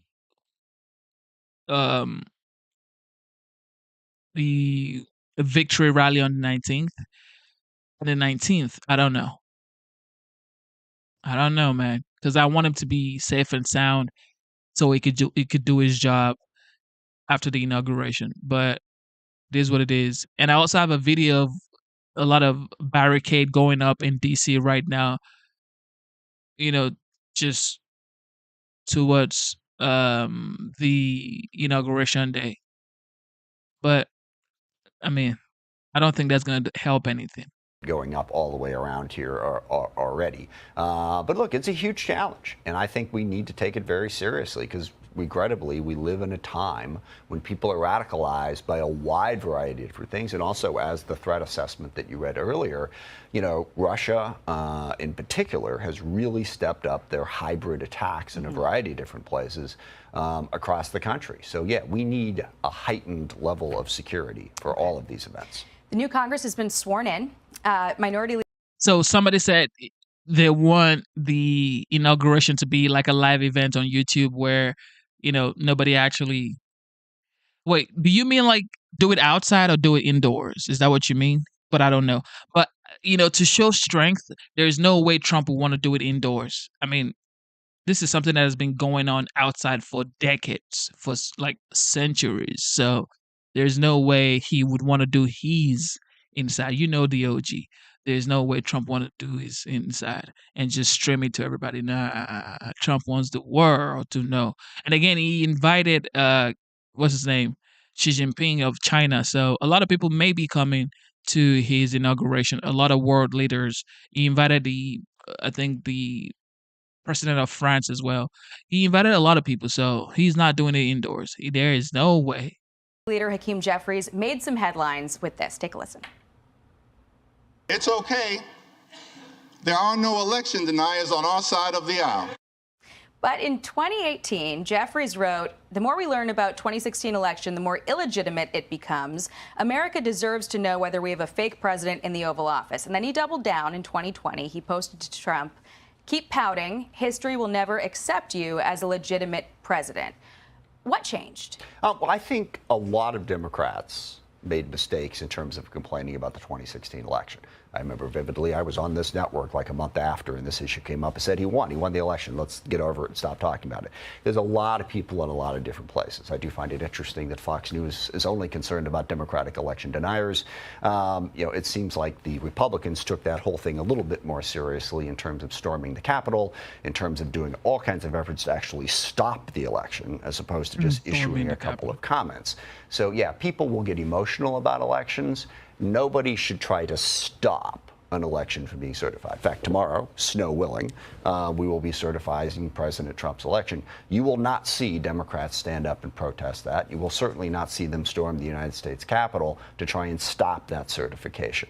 We accept the election of President Trump, and we will do our best to work with him going forward. Well, I would argue that this network covered all sorts of election deniers across the spectrum.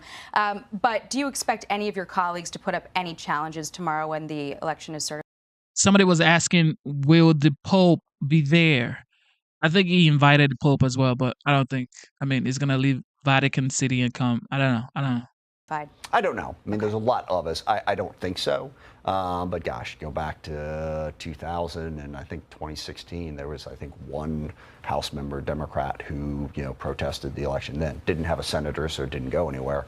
But there's a lot of us, but I can tell you 99% of Democrats, this is the way the election went out, and we're going to go work with the new government. Finally, with just 30 seconds left, the speaker held onto the gavel, but it did take some muscle from Trump. Yeah. How are Democrats going to work with the incoming administration to make sure that bills get passed and government functions? Yeah, it's going to be hard. And look, the biggest challenge is going to be on the budget reconciliation process. House Republicans are meeting this weekend to try to figure that out. Promising to cut taxes, not cut spending, balance. It's going to be tough, but we'll work with them. Congressman Adam Smith, thank you very much for being here. Thanks for the Appreciate your time. chance. Thank It you. is what it is. And I'm so happy for Mike Johnson. A lot of people are like, Mike Johnson is going to be bad, whatever. Look, Mike Johnson was loyal to the OG, so y'all keep it together. This is what I don't appreciate about Republicans. They don't know how to rally together, come together, hold hands, and support each other. Okay, this is the time. You have 2 years before the next election for Congress. Okay, so you have these 2 years, and you have a very tiny gap. It's not some wide majority in Congress. It's like just 3 of 2 people. So you better be careful, Republicans. Get together, be on one accord, and get the job done. Secure the border, reduce inflation. Okay. Make sure prosperity comes back to the United States. Bring back jobs. Okay, because the jobs has been going down for sure. Bring down crime, okay? And everything you promised, OG Trump, everything you promised, 10% cap on interest rate on credit cards, no tax on tips, no tax on overtime, all of this stuff, you will be held accountable. Trump is going to be held accountable for everything he said during the campaign trails. Because, look, this man prides himself. This is something I admire about Trump. Trump prides himself in being a man of his words, okay? He said he was going to secure the border. He better secure the border. And I'm like almost sure he's going to do it. He said he was going to stop the war between Ukraine and Russia, the Palestinian people, Israel, Iranian people. As soon as he becomes the president of the United States on January 20, I mean, a lot of people are already like going to Mar-a-Lago to kiss the ring anyway. And I know for a fact he is going to get his promises done, because he always says promises made, promises kept. So, OG, let's get it, man.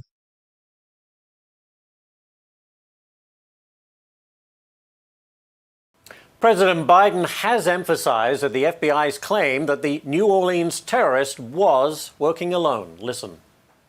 Today, the FBI briefed me that as of now, we have no information that anyone else is involved in the attack. They've established that the attacker was the same person who planted the explosives in those ice coolers in 2 nearby locations in the French Quarter. We're also continuing to investigate whether or not there's any connection between the New Orleans attack and the explosion in Las Vegas. As of now, they've just been briefed. They have not found any evidence of such a connection thus far. I've directed them to keep looking.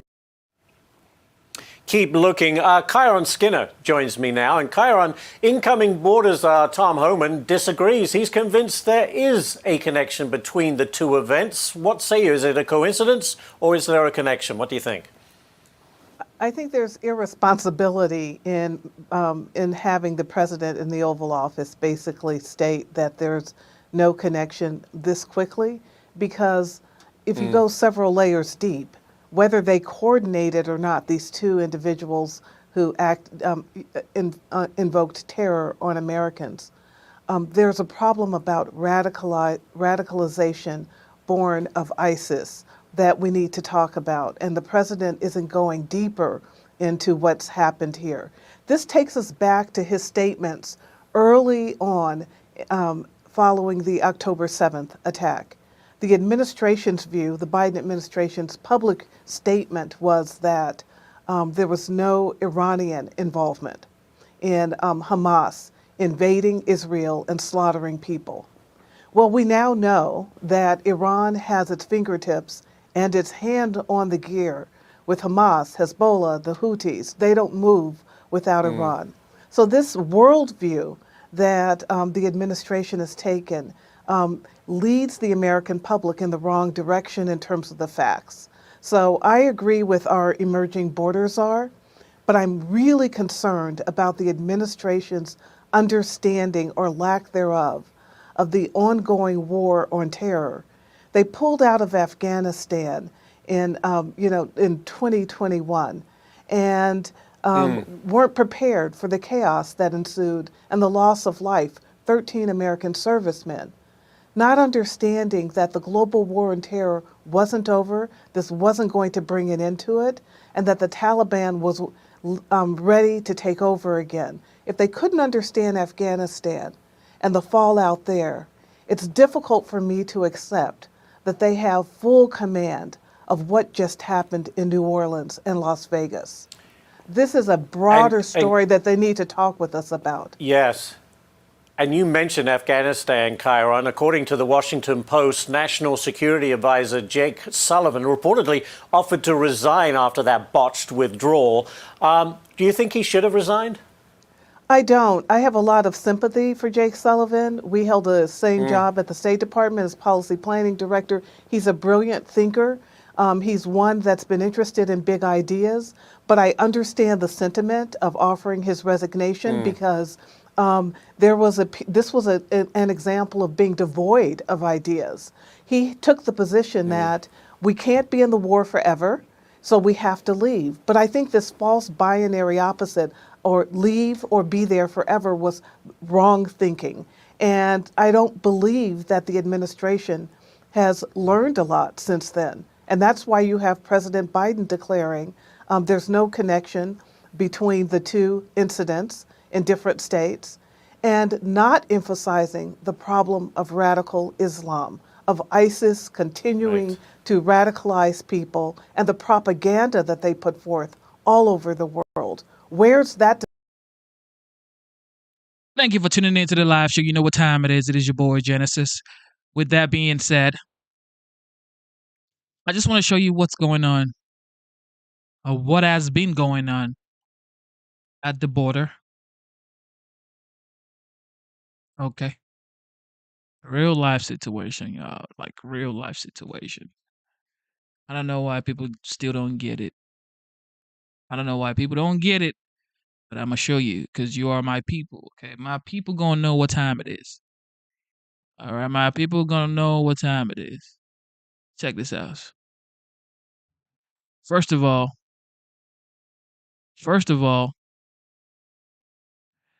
the Biden administration started selling off the border wall materials, okay? And that ain't even going to work. Look at this.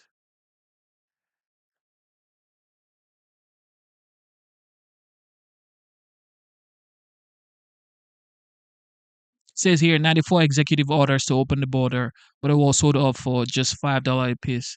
Razor wire fences, forcible, removed. AZ's shipping crate. Well, look. This is what y'all are dealing with right now, bro.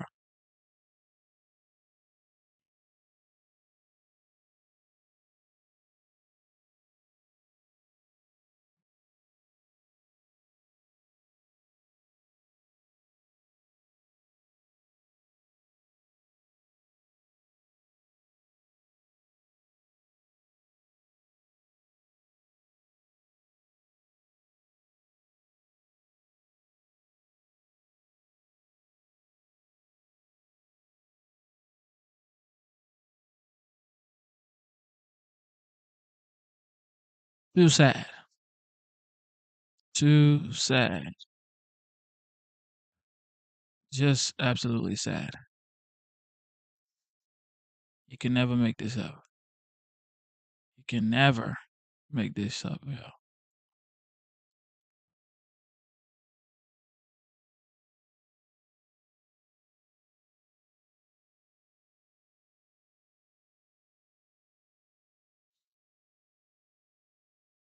A military appeals court ruling Defense Secretary Lloyd Austin cannot rescind the plea deals of three suspects responsible for the 9/11 attacks. Those plea deals would have them plead guilty in exchange for being spared the possibility of the death penalty. Here to discuss is President of 9/11 Justice, whose father died on 9/11, Brett Eagleson. Brett, thank you for joining us. Just real quick, so your father, Bruce, was killed in the trade centers on 9/11 when you were 15, as I recall? That's right. Yeah, thank you for having me this morning. It's good to see you. Now, on this story, it's kind of amazing. I would argue that the only reason that Secretary Austin decided to rescind this plea deal in the first place was because the administration got caught out on it, and you and others exposed them, and then they kind of ran around trying to undo it. Is that a fair assessment? That's right. It was a politically motivated decision to rescind it. Yeah. We think that they knew all along that there was no way to do it, but in the heat of the election, in the lead up to November, they were utterly called out on the carpet for a horrific decision. Look, I haven't heard from a single 9/11 family member that thinks this is a good idea. And the reality here is that everything about 9/11, everything about this 23 national nightmare, this 23-year national nightmare that we've had to contend with has been a horrific travesty. From the days after 9/11, when the U.S. government worked with Saudi Arabia to cover up the Saudi Arabian role, to the time we sent 5,000 or 6,000 of our troops to be slaughtered in Iraq for no reason, to the very fact that Congress just denied the benefits for the first responders to now this, to where we're getting these terrorist sweetheart cupcake deals. We've been kicked in the gut time and time again, and we're sick of it. And we are so hopeful that we finally have a president who's going to do the right thing here. And one thing I want to point out is that on 9/11 this year, when VP Harris and Biden sat behind the red rope at the 9/11 World Trade Center memorial, President Trump was in a 9/11 firehouse. He was in a New York City firehouse. He was there with me, and I got a chance to talk to him. And we said to him, Mr. President, you were right in 2016 when you said it was Saudi Arabia that knocked down those towers. He said it on this very show on Fox and Friends. We said, Mr. President, we had to get the information not from the U.S. government about Saudi Arabia's role. We had to get it from the British government. We said, Mr. President, the same people who tried to take you down in Russia, Bob Mueller and the deep state of this country are the same people who have blocked justice for us. They're the same people that came up with these horrible plea deals. Would you do something to help us? And he committed to us that day in a New York City firehouse on 9/11 that if he were elected president, he was going to do the right thing. He said he could deal with Saudi Arabia and he was going to bring us final justice and closure. And we're going to hold him to account on that. And we're very hopeful. This is a new start for America. We have a Republican-controlled Congress. We have a president. This is the thing. Trump has made so many promises to a lot of organizations, to a lot of people, to the United States, to the citizens, each and everybody in the United States. Everybody's holding. This is why I admire Trump, because everybody that actually voted for Trump expect something in return. Okay? This is a leader that people voted for and actually expect something in return. They're not voting for him based on, oh, I'm a MAGA voter. Oh, I'm just MAGA. I'm just a Trump voter. No, they're actually voting for him because they expect something from him. This is the only way, in my opinion, any citizen should vote for a political leader. Expect something in return. Okay? I voted for Trump because I expect something in return. You said you're going to bring down inflation. Get to work. You said you're going to secure the border. Get to goddamn work. Okay? This is why a lot of Americans who voted for Trump are actually sensible people, because the Democrats always say that the people who are voting for Trump are not educated people. They just say they're MAGA. They're MAGA. No. And MAGA means Make America Great Again. I mean, what is bad about Make America Great Again? Can you just tell me what is bad about being a person who wants to make America great again? What? Everybody that you see that that would take an interview about talking about Trump and why they voted for Trump, they would tell you because he promised to do this, because he promised to do that. This is why I voted for him. It's not, oh, I'm a loyal Republican, so I'm voting for Republican. Nah. It's based off of policies. Everybody who voted for Trump is just solely based off of policies. President in the office who puts America first. So let's hope that he really, truly does that. Well, I think you just gave one of the best encapsulations of the mistakes our government has made since 9/11. And I'm grateful to you for that. And I'm also grateful to you for staying strong and keeping on the government and exposing all of this. So thank you, Brett Eagleson. Thank you. I'm Steve Doocy. It is what it is. It is what it is. It is what it is, y'all.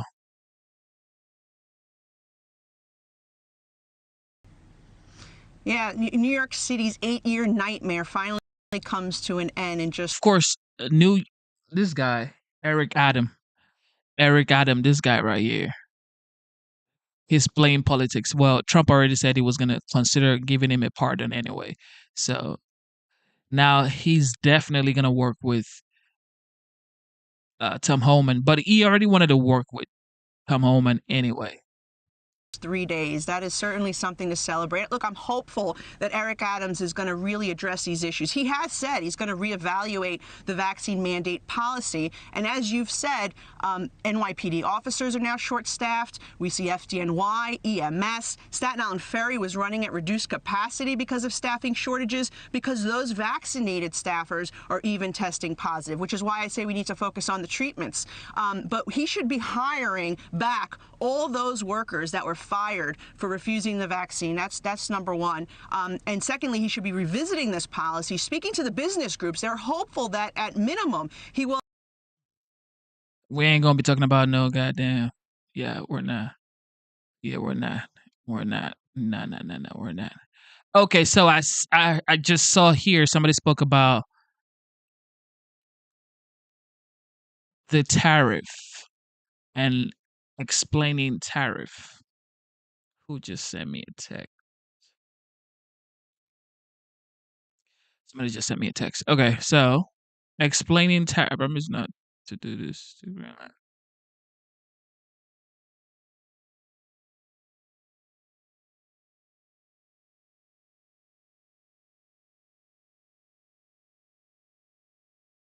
Wait. I'm gonna play y'all one video. This video way too funny, y'all. This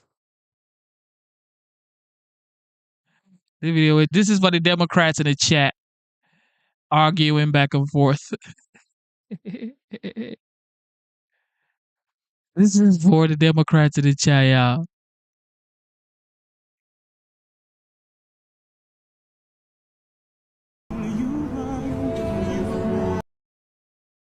Oh God. How does this feel, Democrats?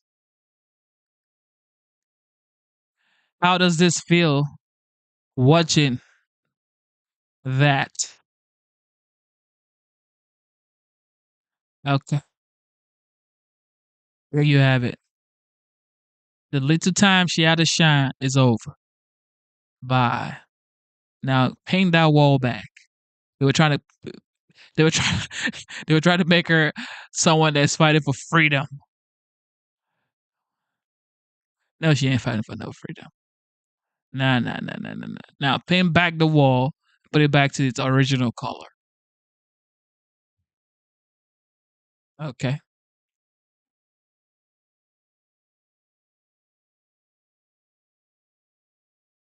Paint back the wall and put it back to where it's supposed to be.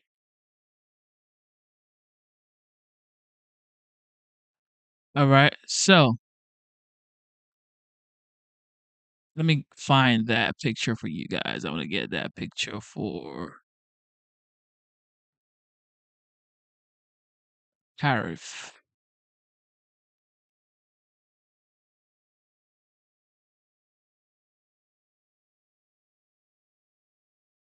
And also, before that, let me play you this video because a lot of people don't know. But this is what North Carolina looks like right now. North Carolina after the Hurricane Helene.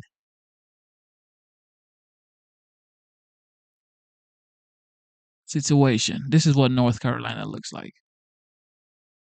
Because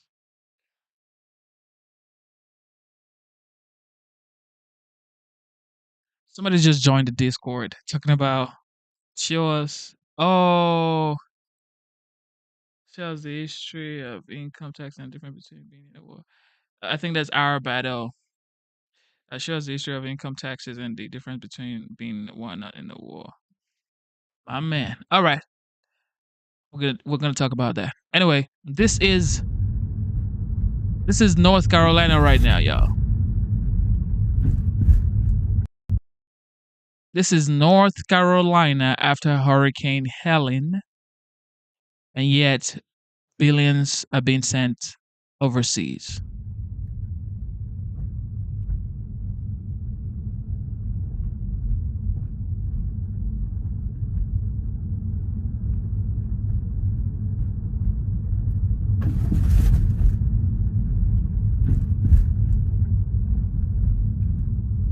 Take a look at that. This is America, y'all. Looking like Afghanistan.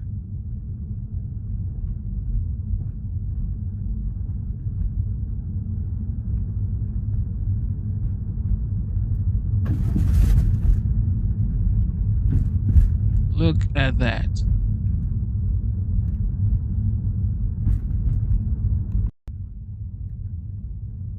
Let me get this. I'm trying to get this other picture for you guys. Give me a moment.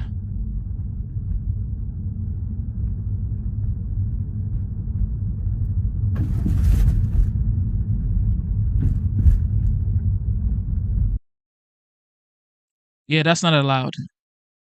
That isn't allowed. Okay? They have to do better. Things has to get better. There's no way that North Carolina should be looking like that. And then you want to send money abroad. It's absolutely impossible. Nah, y'all. Nah.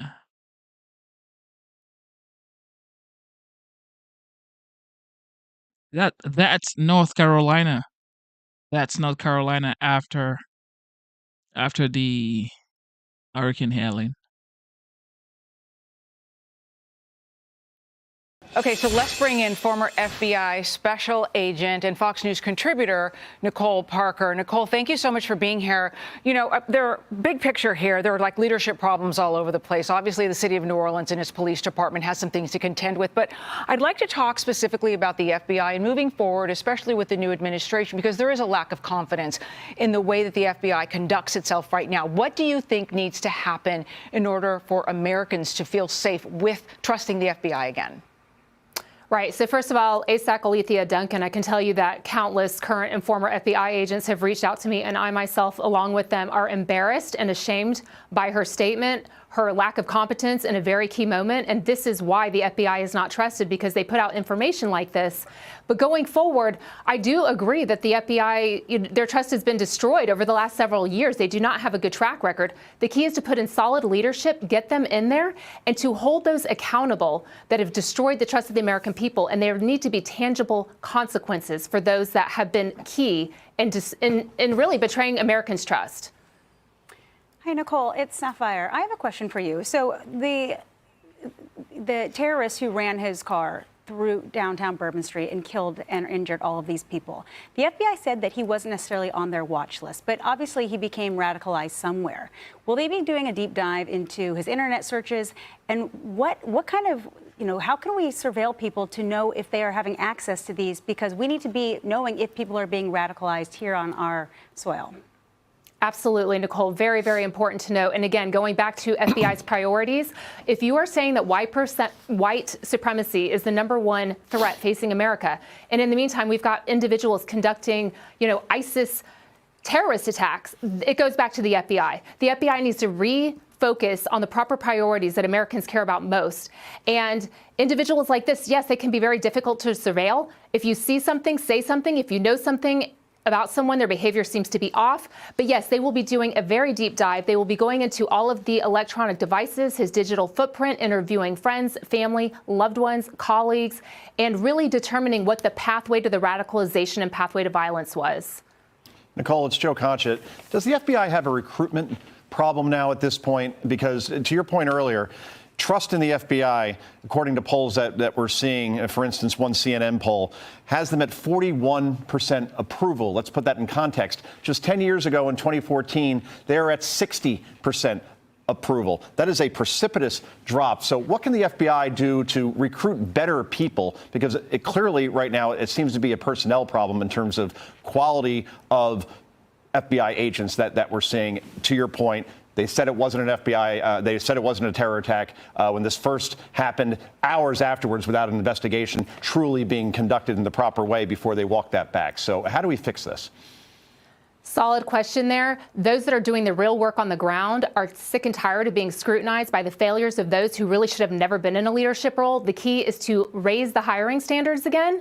They drop them, in my opinion. Raise the hiring standards, raise the promotion standards, and admit to America, look, we've had some failures, but we have new leadership in place, and we are going to make the FBI great again. It is so important to regain the trust of the American people, but even more importantly, Joe, to regain the trust of the FBI agents. I walked away because the FBI changed. It changed so drastically, I no longer recognize the agency I'd signed on for. They need to get back to the original mission, uphold the Constitution, protect the American people, stop going after your political opponents. And this DEI, it is dangerous and detrimental to the mission of the FBI. Americans, we have threat levels at an all-time high. We cannot afford to be focusing on anything other than protecting the American people. Thank you. Thank you so much, Nicole Parker, as always. Now, that's what competence sounds like. Okay, straight to the point. Loving America, putting America first. I mean, easy. Easy. I don't know why it's hard. Because she's saying it wasn't a terrorist event. That was just bad for business, man.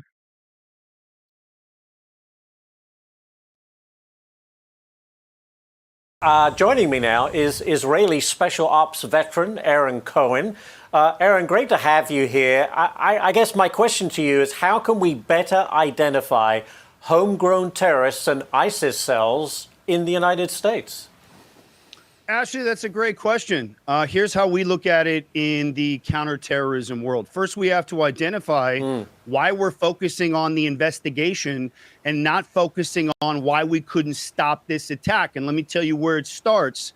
The FBI has a rotten DEI infestation, which they've prioritized over the last 4 years, $100 million spent on prioritizing DEI. Which is distracting from their core mission, which is stopping terrorists. That's number one. Major intelligence gaps and lack of proactive measures have allowed these radicalized idiots to kill over 15 people in New Orleans on Bourbon Street and slip through the cracks.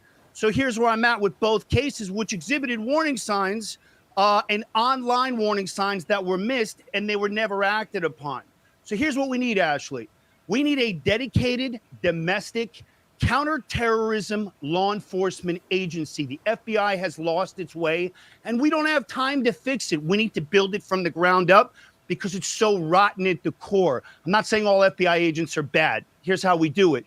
The agency focuses purely on detecting, disrupting, and preventing domestic terrorism threats using advanced behavioral analysis, tracks radicalization through that AI, and tracks all those patterns in real time across social media, encrypted platforms, and financial transactions. And that's how we do it in Israel. And that's how we prevented over 1,000 terror attacks in the last year. We can't get to all of them, but we need to look at this thing from the ground up and completely rebuild it, because it's so broken, Ashley, that it's not fixable. So that's where I'm at. And I hope Donald Trump in 17, 18 days, hope he's listening to me right now, because it's time to rebuild this thing. And that's how you stop the next attack. I got literally 30 seconds, Aaron. How do you do all of that? Root out these radicals, because we have such an open society. It's not that easy. We got to get it through Congress. You got to build it up to 15,000 agents, this new counterterrorism agency. You got to pass it through.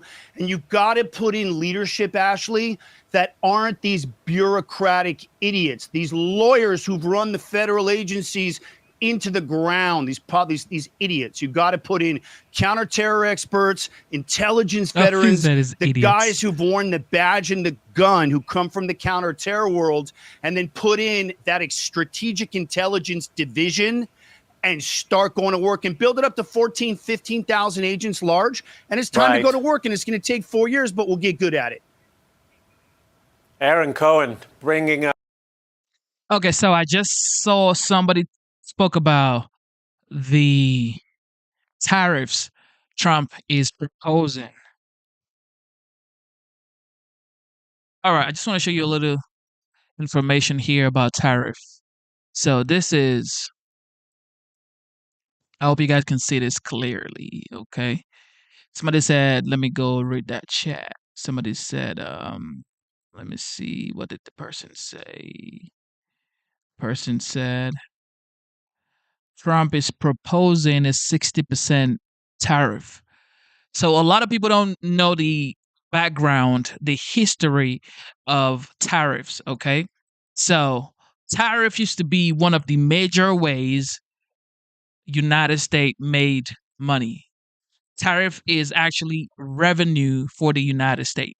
A lot of people don't know that. They just think it's like, oh, it's bad for the consumers because when you lay tariffs on product coming into the United States, then it's gonna you know go back to the consumer, and the consumers would have to pay more. But this right here was prior to income taxes. Okay. Of course, I know our bad spoke about before we started getting involved in different types of war, income taxes wasn't this high. However, prior to income tax at all, the United States was making money by laying tariffs on all of these countries. Tariff was one of the highest way the United States made money. Matter of fact, United States was living life just based off of tariffs. Talking about the 1800s. So as you can see right here, it says this is really a remarkable chart of tariffs as percentage of total federal revenue. The second industrial revolution, perhaps the most fertile era for technology development and deployment in human history. It was 1870 to 1914. So from 1870 to 1914, look at the amount the United States got in through tariffs, and look at the late 90s and 2000s. Late 90s and 2000s. Look at it.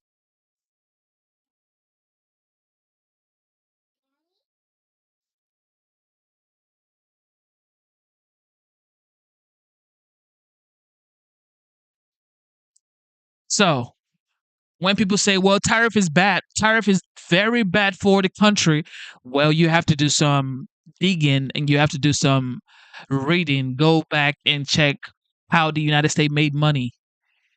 Like, this is what Trump means by I want to make America great again, meaning he has to tariff the hell out of everybody else.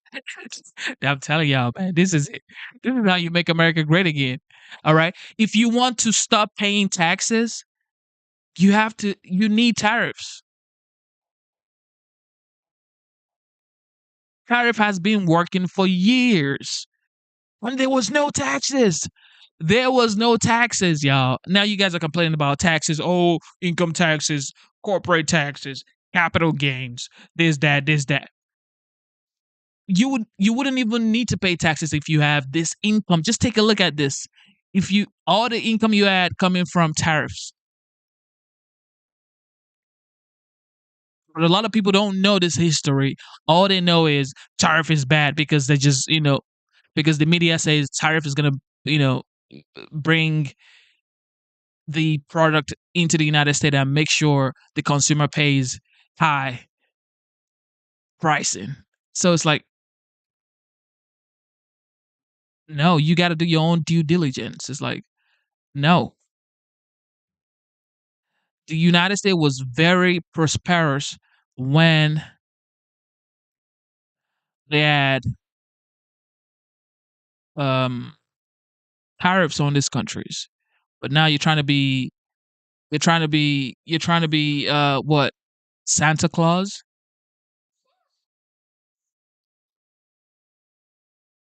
You know what I mean? You're trying to be Santa Claus.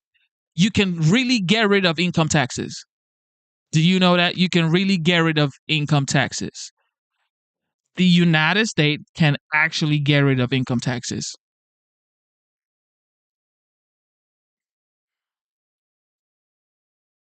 And don't forget, the Panama Canal was built in the early 1900s and commissioned in 1914. Feel me? So these were the times where prosperity was just like everywhere in the United States. Low pricing. And this is why when you talk to old folks, like people in their 80s, 90s, they'll tell you the good old days. The good old days. I'm telling you, man, the good old days. The good old days when tariffs was going on, low income taxes, if there was income tax in the first place.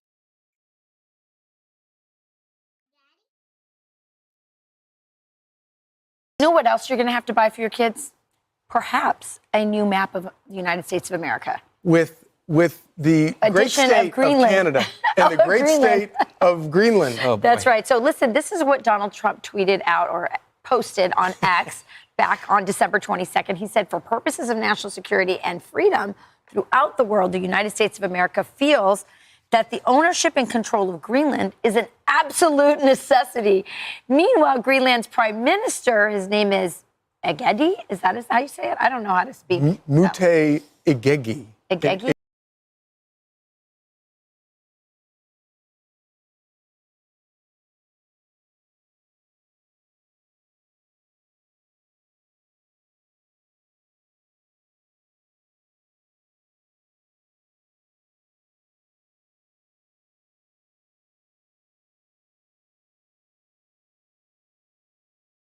Oh my goodness, I'm on mute. This is what I get trying to pander to these people talking about tariffs don't work long term. Yeah, I ain't explaining to you. Go do your research. Egede? Ejed. Ejed? I don't know. I'm going to be the one person on the couch not to attempt. All right, don't attempt. Let's just call him the Prime Minister. He's the Prime Minister said this. And this is what he said. The Greenlandic people's opportunity for independence has been adopted through the provisions of the Self-Government Act, thereby creating a legal basis for how independence can be achieved. A draft constitution for our country has also been prepared.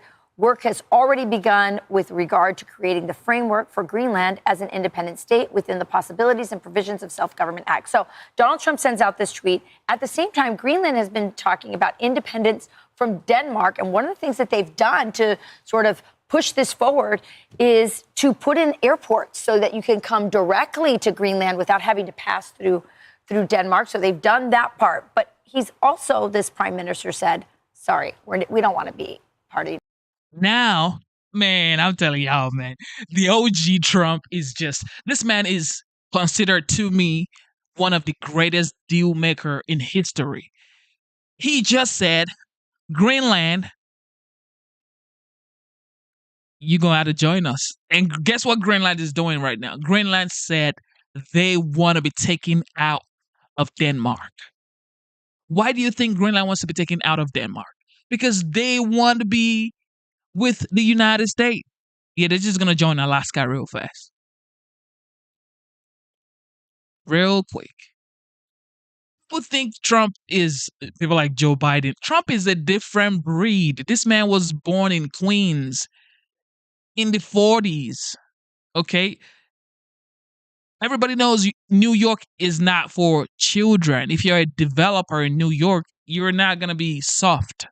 Okay? This man was known, still known as a legend in New York as a developer. You think he's soft?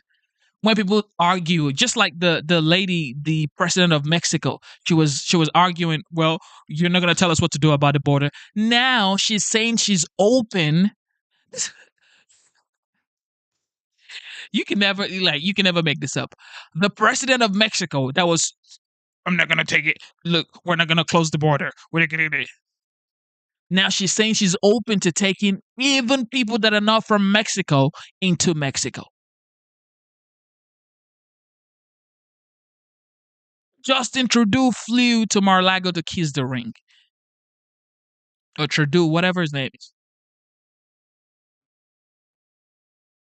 Everybody likes to act tough. Just like the president of Panama right now talking about Panama Canal is Panama's property.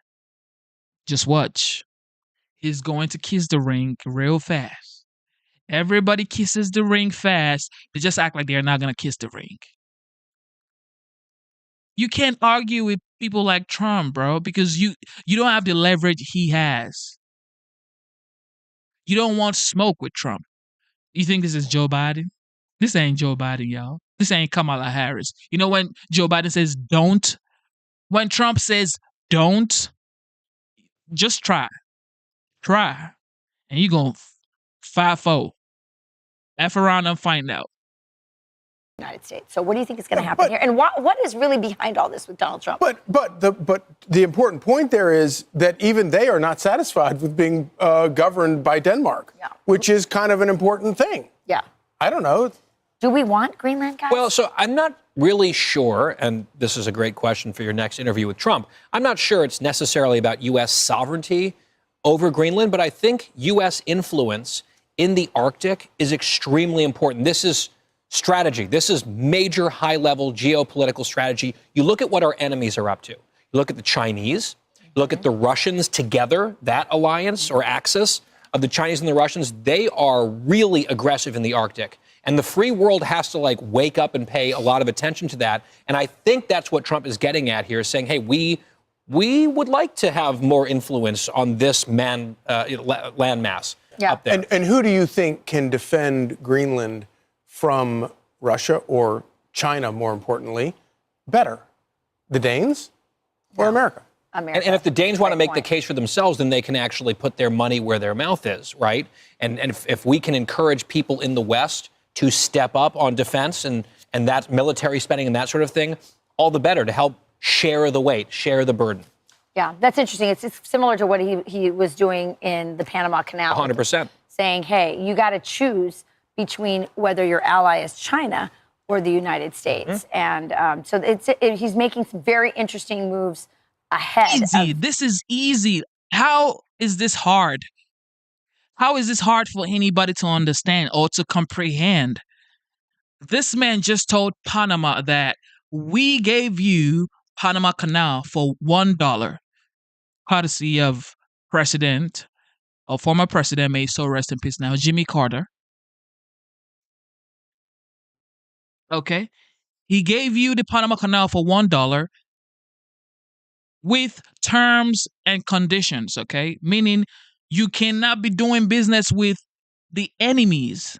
Everybody knows China is not the United States' friend. Is that hard?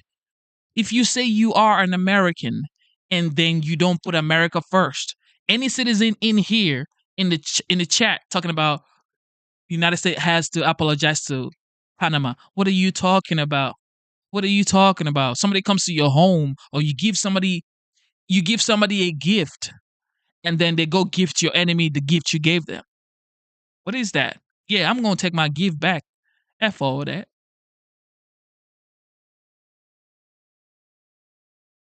Look at this one. This one says, apologize for threatening to take over what's not theirs.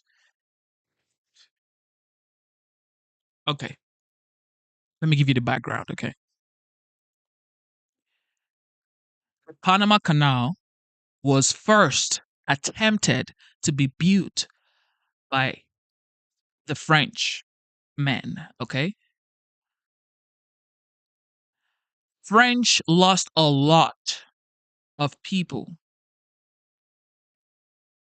due to yellow fever and malaria, and they didn't have enough investment to actually build the Panama Canal in the 1800s. And guess what? The United States got in the 1900s and built the Panama Canal, completed the Panama Canal. And over 35 or 36,000 American men died building the Panama Canal. And some child is here in the comment section talking about they need to go apologize for threatening to take what is not theirs. Children. His inauguration. I'm Steve Doocy. I'm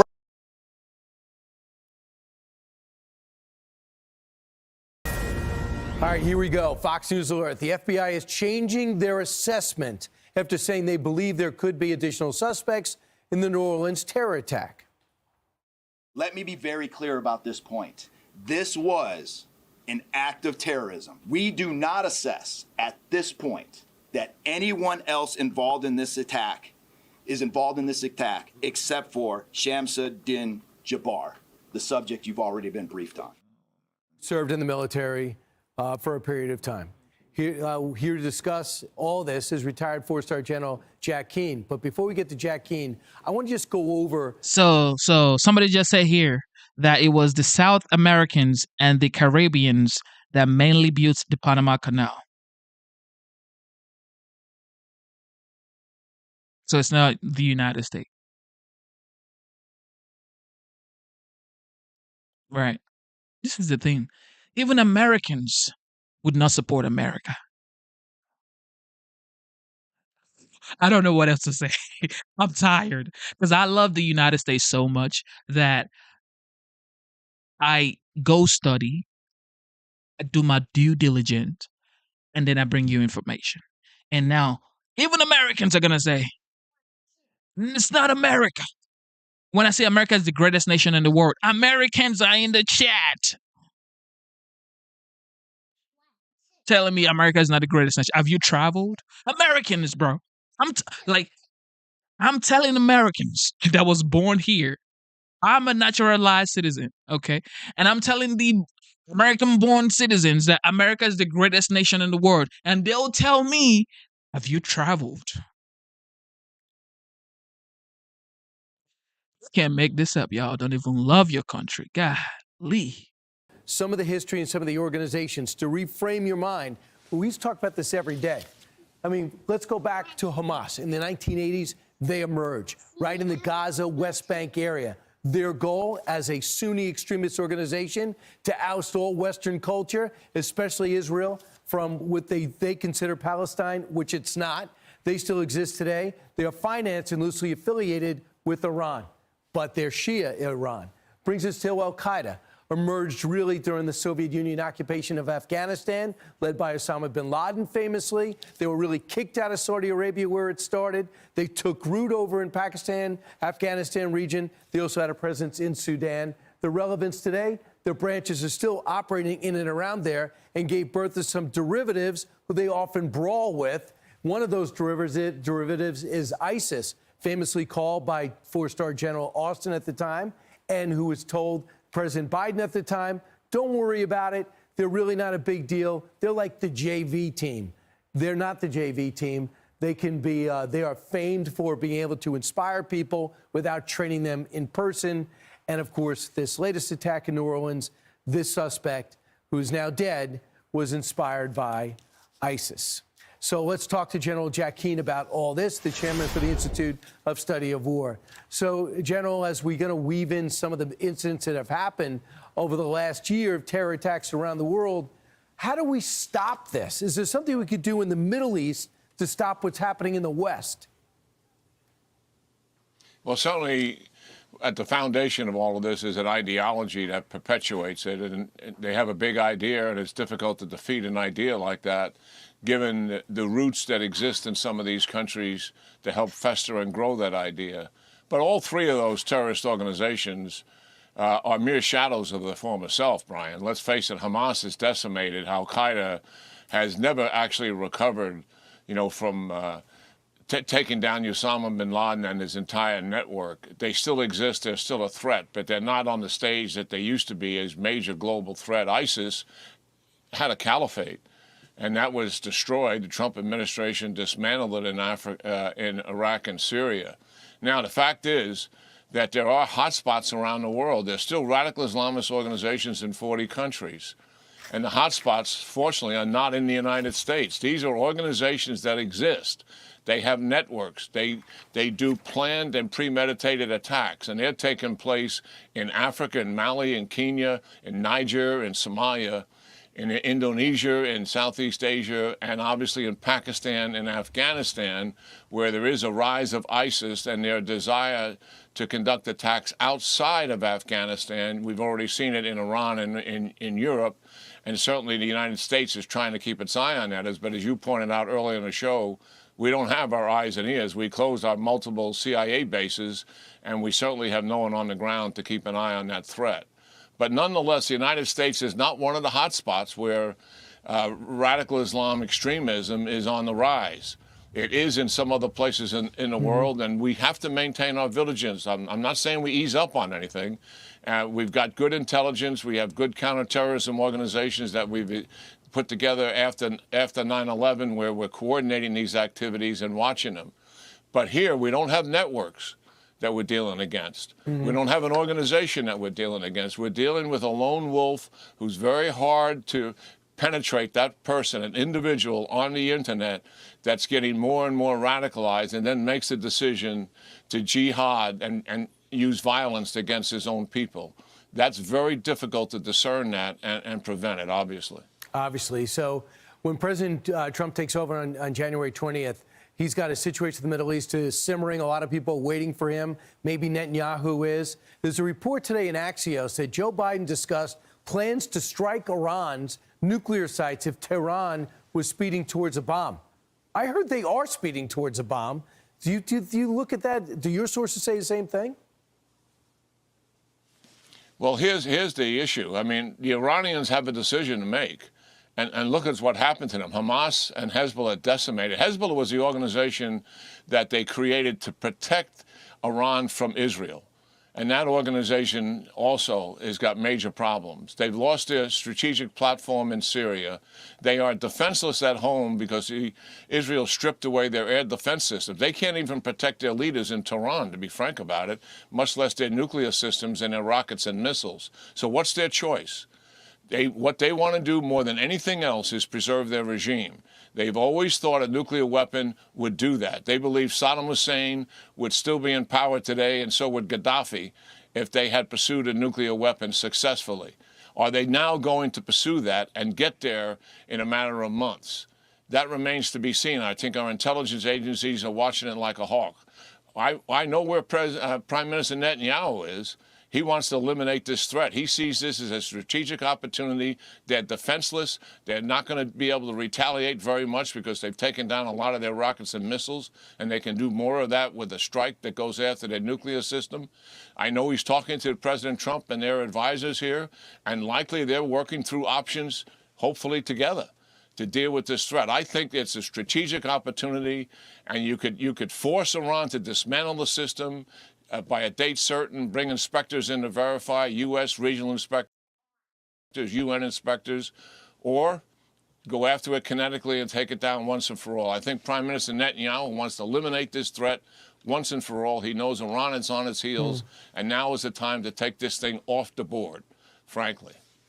You know, General, the other thing would be Netanyahu is not going to ask for much. Just let him do it instead of getting in his way or tipping off the Iranians. That was how bad the relationship seemed to be between the Biden administration and Netanyahu. He's going to have a much better relationship with this administration. It's going to be quite interesting because this is his story. This whole situation with Iran, Israel, Palestinian people, is like, it's tiring. It should be over with by now. Everybody's exhausted by it. Okay, everybody's just exhausted by it. Same with Ukraine and Russia. All of this should be done for. Nobody cares about all of this stuff no more, man. They're just killing people unnecessarily at this point. And then you want ammunitions, you want billions of dollars to continue the war. I mean, Jesus. Man.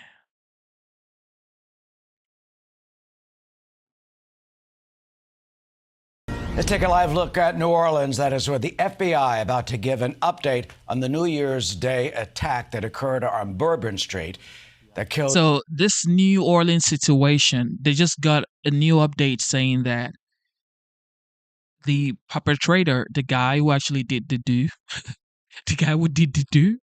this guy had a Meta Ray-Ban glasses to record the New Orleans environment, where the Bourbon Street, before he actually go to the drive-by. So he had the Ray-Ban Facebook glasses record the street before he committed his crime. Isn't that crazy what technology can do? Just think about the fact that you can record where you're going to commit a crime through your glasses, and nobody's paying attention to you. If you had a camera, then it's like, oh, you're recording. But now you have just a glasses on, bro.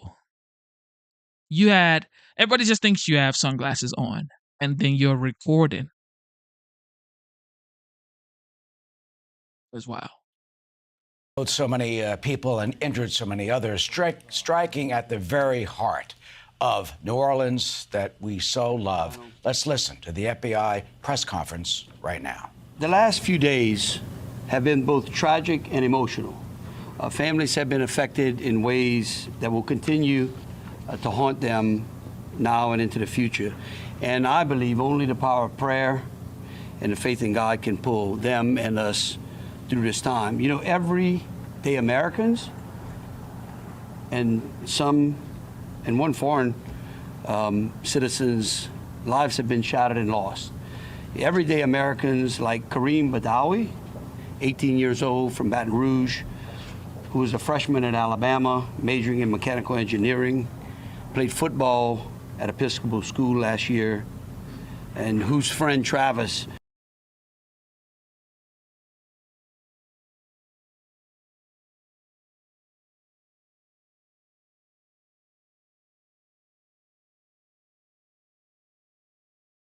said it was never about Kareem, it was always about others, and that's what made him unique.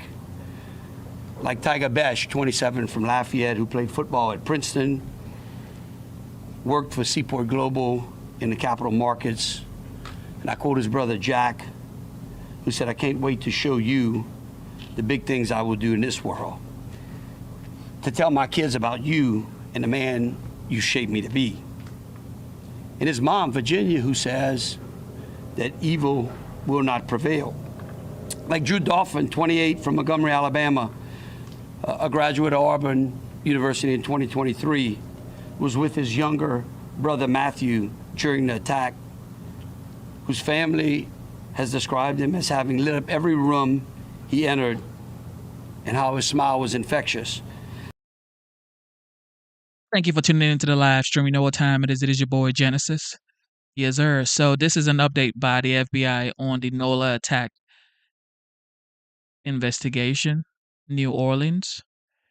And it's sad to see 15 or 16 people dead and about 30 people in the hospital, including law enforcement officers. It is too sad. Double tap your screen, subscribe to the channel. Also, we have memberships on this channel. So if you want to join the memberships on this channel, it is $4.99. And yeah, man, let's go. Let's get it. Like Nakira Dodo, 18, of Gulfport, Mississippi, who's going to begin nursing school this month, whose mom, Melissa, begged her not to go out on Bourbon Street that night, who has been quoted as one of the most amazing persons who loved everyone and a light to be around, said Zion Parsons, who was with her during the attack. Like Billy DeMaio, 25, from New Jersey, a star student and lacrosse player who worked for Audacity in New York as an account executive, whose family and friends have described him as having an unwavering work ethic and positive attitude and kindness. Like Hubbard Guthrie, 21, of Gretna, who graduated from Shaw High School in 2021, an incredible athlete with a passion for baseball since before he could walk, it was said. His family said he had a sense of humor that was infectious, and he brightened up the room that he walked into. Like Reggie Hunter, 37, of Prairieville, who leaves behind two sons, Landon, 11, and Christian, 18 months old, whose cousin Travis said to know Reggie was to love him, who always was in a good mood. Like Terrence Kennedy, who was one of 9 siblings, who has been said has always had a way of being comical and been loving and kind. And his sister Jacqueline said. Like Nicole Perez, 27, of Metairie, who was a mother of a 4-year-old, Malio, and is described by our Uncle Raul as loving and caring, a person very dedicated to her job and to her son. Like Ed Pettifer of London, England, who worked as a director at an executive search firm, who had relations to the royal family. His family described him as a wonderful son, brother, grandson, nephew, and friend. You know, and it's tragically ironic that his father has, for over 20 years in the service of the British military, fought terrorism and terrorists on their soil, so we don't have to fight them on ours. I want to thank him for his service to the free world, and I'm deeply sorry, as all the other families, for their loss. Like Latasha Polk of New Orleans, a mother of a 14-year-old, a certified nursing assistant, whose family believes that Latasha would have wanted the city to turn out in celebration, but tinged with grief, but not in fear. Like Brandon Taylor, 43, who leaves behind a fiancée, Heather, who was with him during this nightmare, but who has described him as unique.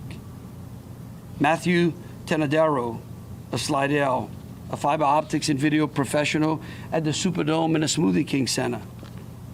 His mom says we will miss everything about him, his beautiful face, his laugh, and how she loves him. And then finally, like Elliot Wilkerson, 40, of Slidell, who had 4 siblings, and whose brother said if you didn't have a shirt on your back, he would try to find one to put on you. No matter what, he was always looking to care for others. You know, each of these victims has family and friends who have to live with the tragedy and the nightmare of these events. Over the last 48 hours, we have all been focused on addressing the needs of each of these victims' families and to ensure that they are properly honored. We began on January the 2nd by ordering all the flags in the state at half-staff from sunrise to sunset. I have personally called into each of the victims' families to ensure that they are receiving the support and the answers to any questions that may have remained unanswered. I issued an executive order declaring a period of mourning for each of these victims on each of the following days, under which flags of all the state buildings, schools, and universities will be at half-staff. I requested, and Dr. Kate Brumley, our superintendent of education, has called for a moment of silence in all of our public schools, beginning on Monday at 9 a.m. So on Monday, January 6th, will be in remembrance of Kareem Badawi. On Tuesday, January 7th, will be in remembrance of Tiger Besh. On Wednesday, January 8th, will be in remembrance of Drew Dauphin. On Thursday, January 9th, in remembrance of Nakira Dado. On Friday, January 10th, in remembrance of Billy DeMaio. Then again on Monday, January 13th, Hubert Gothrow. On January 14th, Reggie Hunter. On January 15th, Nicole Perez. On January 16th, Terry Kennedy. On January 17th, Matthew Tenadero. Then again, starting the following week, on Monday, January 20th, Edward Pettifer. January 21st, Latasha Polk. January 22nd, Brandon Taylor. And then hopefully concluding on January 23rd in remembrance of Elliot Wilkerson. We have been working side by side with the Orleans Parish Sheriff's Office Crime Reparations Unit, the New Orleans Police Department's Victim Witness Unit, the FBI's Special Victims Unit, the Orleans Parish District Attorney's Office Victims and Witness Unit, to ensure that these victims get the answers and the support that they need. I also called on a time of prayer from Thursday and culminating today, specifically asking pastors and clergy and parishioners here in Louisiana and across the nation to unite in a prayer of victims and their families. We have been specifically tasked in assisting families with expediting the transportation of the deceased family members home. Each citizen of Louisiana's body was offered a Louisiana State Police escort to the funeral home of their parish. Each of our out-of-state victims was either escorted to the state line or to the airport. We are working again with the Crime Victims Reparation Board to ensure that the support they are entitled to is expedited. And the FBI will discuss more details of what they're doing in coordination to assist us with these victims. And I'll tell you what I've told each one of those families. I don't think there's a person up here that wouldn't love to return them to their families. And so we will continue to ensure that their tragic loss is not forgotten. And while we can do nothing to undo what has happened, we are committed to doing everything within our power to honor these victims and support their families and friends. Thank you. Thank you.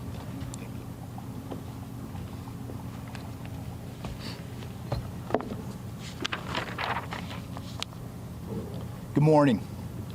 Thank you for being here today with the FBI and our partners. Today, in the interest of transparency, we're going to give you the latest update on the FBI's investigation into the Bourbon Street attack on New Year's Day. First and foremost, as the governor has already done, I know I speak for the FBI and all of the first responders involved in this when I say we do this for the victims and their families, even though we know that nothing we do will take away their pain and grief. What we can and are doing is investigating every detail of this attack to find answers. We are leaving no stone unturned. Before I turn it over to FBI New Orleans SAC Lionel Murthel, I'm going to talk a little bit about the overall global and national counterterrorism threat, as I think it's important to understand those threats as it relates to what went on New Year's Day here in New Orleans. Thank you for tuning into the live show. You know what time it is. It is your boy Genesis. So for people just tuning in right now, this right here is the FBI giving a detailed information to the public about the terrorist attack that happened in New Orleans. The reason why it's categorized a terrorist attack is because the trucker, who happens to be a former military vet, now he's passed away, and he had the ISIS flag in his truck, okay? In his F-150. He had an ISIS flag in his F-150. He rammed into a crowd of people and killed about 16 people and injured about 30 people. And it's a sad day for New Orleans. So that's the update we're watching right now by the FBI. But also, the new update is he actually went to Bourbon Street a day before he did that, chaotic activity. He filmed the Bourbon Street with a Meta Facebook recording glasses. I don't know if you guys have heard about the Facebook glasses. Mark Zuckerberg kind of did a video on it while it was going, I think it was in Spain or somewhere in the United States, and he recorded himself walking on the street and saying this is a new technology where you can put on your glasses and actually vlog your everyday life. And that's what happened. This guy put on the Facebook Ray-Ban collaboration glasses where you can actually record with your glasses, and they filmed the Bourbon Street to figure out where he's going to place his IEDs, because they also found IEDs in his F-150 truck. So he had ISIS flag in his truck, and he also had IEDs in his truck. So it's a sad thing for, first of all, the United States military, because this guy was a veteran. He served at Fort Bragg and also was deployed to Afghanistan. And it's the same thing with the guy that was exploded in the Tesla Cybertruck in front of Trump International in Las Vegas. He was also active duty military man, and he served at the same Fort Bragg that this guy in New Orleans served, and also was deployed to Afghanistan. So it's like, is there some sort of correlation? Is there some sort of similarities? But right now, FBI is saying that there are no similarities. But I mean, and also they got the same. They rented the car from the same car rental app called Turo. So the guy that got the F-150 rented the F-150 on Turo app, and the guy that got the Tesla Cybertruck rented the Cybertruck from Turo. So it's like, isn't there some sort of similarities? But they're saying there's no similarities, so I guess not. But yeah, it was a terrorist attack in New Orleans. If you're just tuning in, and he had ISIS flag in his truck and he had IEDs, but he got out of his car. He started shooting at law enforcement officers, and he was killed. But he was a United States veteran. New Orleans. Make no mistake, protecting the American people from terrorism remains the FBI's #1 priority.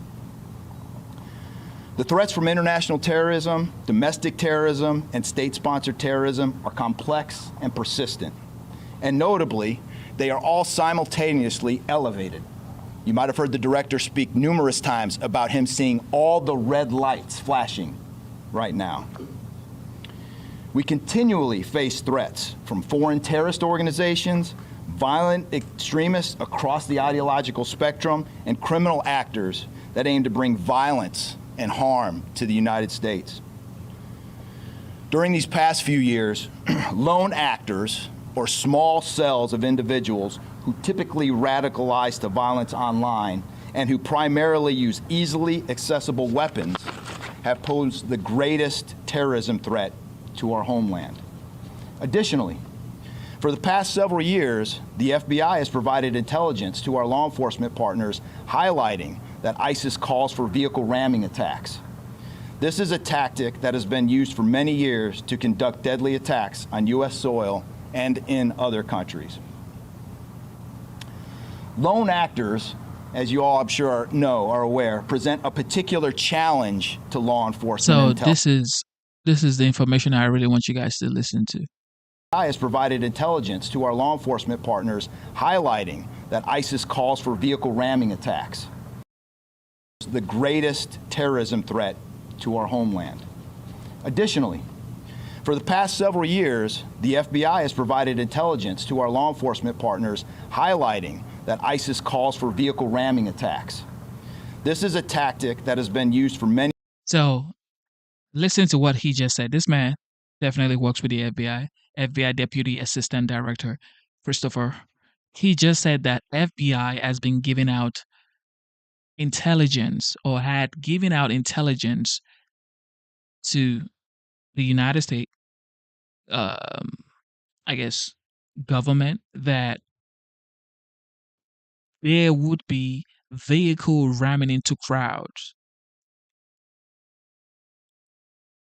This is a way that this terrorist organization use to carry out their atrocities on United States soil. So if you know that crowded areas are a target for supposed or alleged terrorist group, why wouldn't you take full precaution in New Orleans? And this is why I say most people are going to sue the city of New Orleans, and this is it's probably going to happen. Years to conduct deadly attacks on U.S. soil and in other countries. Lone actors, as you all I'm sure are aware, present a particular challenge to law enforcement intelligence because they are difficult to identify, investigate, and disrupt, especially when their radicalization and communication with other like-minded individuals happens online, as is believed to be the case with the New Orleans attacker Shamsuddin Jabbar. Over the last year, we saw multiple plots in the U.S. So somebody just said in the chat that the Tesla truck attack is a very strange thing. No, it's not. That wasn't even an attack because you cannot compare that to what happened in New Orleans. New Orleans guy intentionally drove into a crowded area to cause harm, attacking those people, killing those people, and injuring over like about 30 people and killing over 15 people. About 16 people, and the guy in the Tesla in Las Vegas that blew up, that was sort of kind of like a message societal situation, and just someone who was utterly depressed and really wanted to send a message as well. I mean, a Cybertruck in front of a Trump International Hotel, that's a message, okay? Elon Musk, Donald Trump. However, it's like, it wasn't crowded. He could have done it in a crowded place if he wanted to attack, but he didn't do it in a crowded place. So, you wouldn't call it the cybersecurity explosion an attack. It's like a suicide mission / the message / committing suicide. that we were able to disrupt along with our state, local, and federal law enforcement partners. We simply cannot do it alone. Those include plots in September and October in Oklahoma City and New York City, respectively. The FBI continues to work tirelessly to combat the threat of terrorism, and that includes constantly working with and communicating with our state, local, and federal partners, whether that is sharing intelligence and information or day-to-day coordination of investigation. And in New Orleans, that is exactly what the FBI and our partners have done since day one. As it relates to this investigation, all investigative details and evidence that we have now still support that Jabbar acted alone here in New Orleans. We have not seen any indications of an accomplice in the United States, but we are still looking into potential associates in the U.S. and outside of our borders. The case is still very early on. As is with the case with any complex terrorism investigation, as we uncover new leads, receive tips from the public, examine electronic devices, and interview witnesses, the information as we know it evolves into a clearer picture and provides more answers. We have a clearer picture today than we did even 2 days ago. We are much further along than we were previously. I'd also like to take a moment to thank the public for your help so far. You have provided tips that have greatly enhanced this investigation. I don't think the majority of you all in the public know just how critical your information has been for the FBI in high-profile investigations like this one. Your tips and information have been instrumental in the most significant terrorism investigations that have occurred in the last 20 years. So thank you on behalf of the FBI. The FBI continues to surge resources from across the country to assist the New Orleans field office. In addition to FBI special agents and personnel based here in New Orleans, more than 200 additional personnel have been brought in to assist in this investigation in order to process evidence, support victims, and investigate leads and tips. Personnel support includes, as I stated a few days ago, special agent victim specialists, evidence technicians, specially trained crisis management personnel, and intelligence analysts. Additionally, the entire counterterrorism division at headquarters, along with other headquarters divisions, and the FBI's critical incident response group, including our hostage rescue team, continue to work around the clock supporting New Orleans and the other field offices involved in this investigation. We are not done investigating. In fact, our work has only begun. The FBI will continue to dig in and investigate to learn all that we can about this despicable attack on behalf of the victims and for their loved ones. Now, I'd like to turn it over to SAC Lionel Murthel, who's going to go into more specifics of the investigation. Lionel.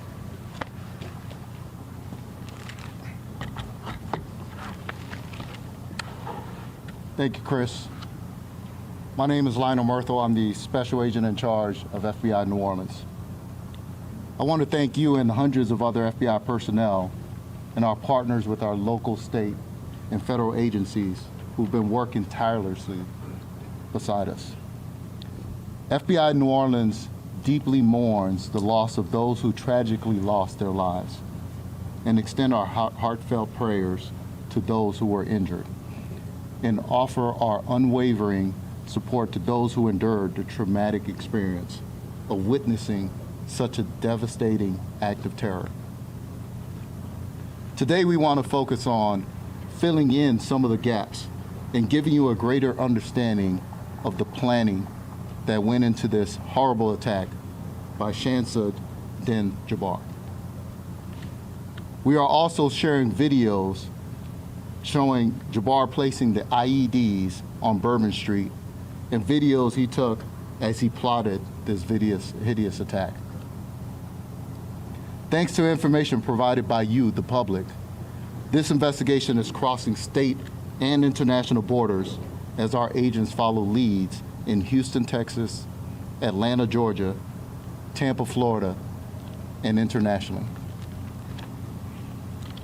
FBI Houston has recovered evidence at his home there, and the work now shifts to our specialists at the FBI laboratories. Interviews are being conducted with hundreds who have been identified as knowing key pieces of this complex, evolving case. We have also tracked that Jabbar traveled to Cairo, Egypt from June 22nd until July 3rd of 2023. A few days later, he flew to Ontario, Canada on July 10th and returned to the U.S. on July 13th on 2023. Our agents are getting answers as to where he went, who he met with, and how those trips may or may not tie into his actions here in our city in New Orleans. We've also discovered that Jabbar made at least 2 trips to New Orleans in the months prior to the attacks. One in October and the other a month later in November of 2024. From what we now know, Jabbar stayed at a rental home in New Orleans beginning October 30th, 2024. He was in town at least 2 days. During that time, Jabbar, using Meta glasses, recorded a video as he rode through the French Quarter on a bicycle.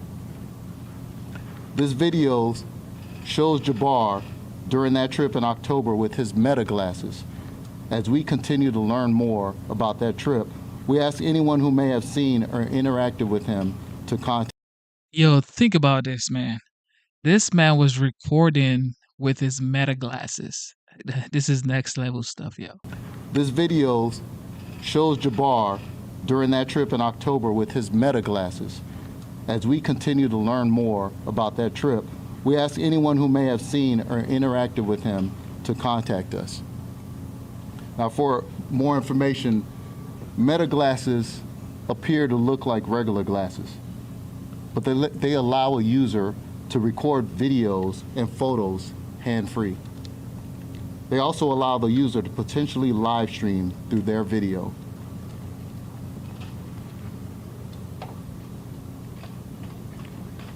Jabbar was wearing a pair of Meta glasses I need when to he get me conducted Meta the attack glasses. on Bourbon Street, but he did not activate the I need to get glasses to myself live Meta stream his actions that day.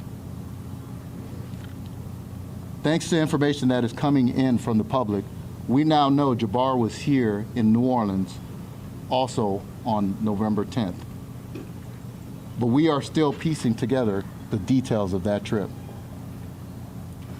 Moving closer to the day of the attacks, Jabbar is seen on December 31st at one of multiple gun stores he visited in Texas. leading up to the attack.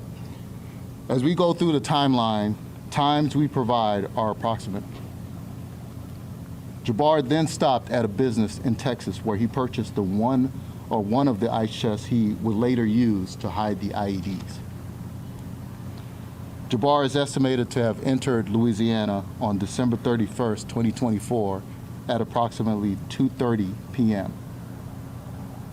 He rented a vehicle that was seen again in Gonzales, Louisiana around 9 p.m. on December 31st.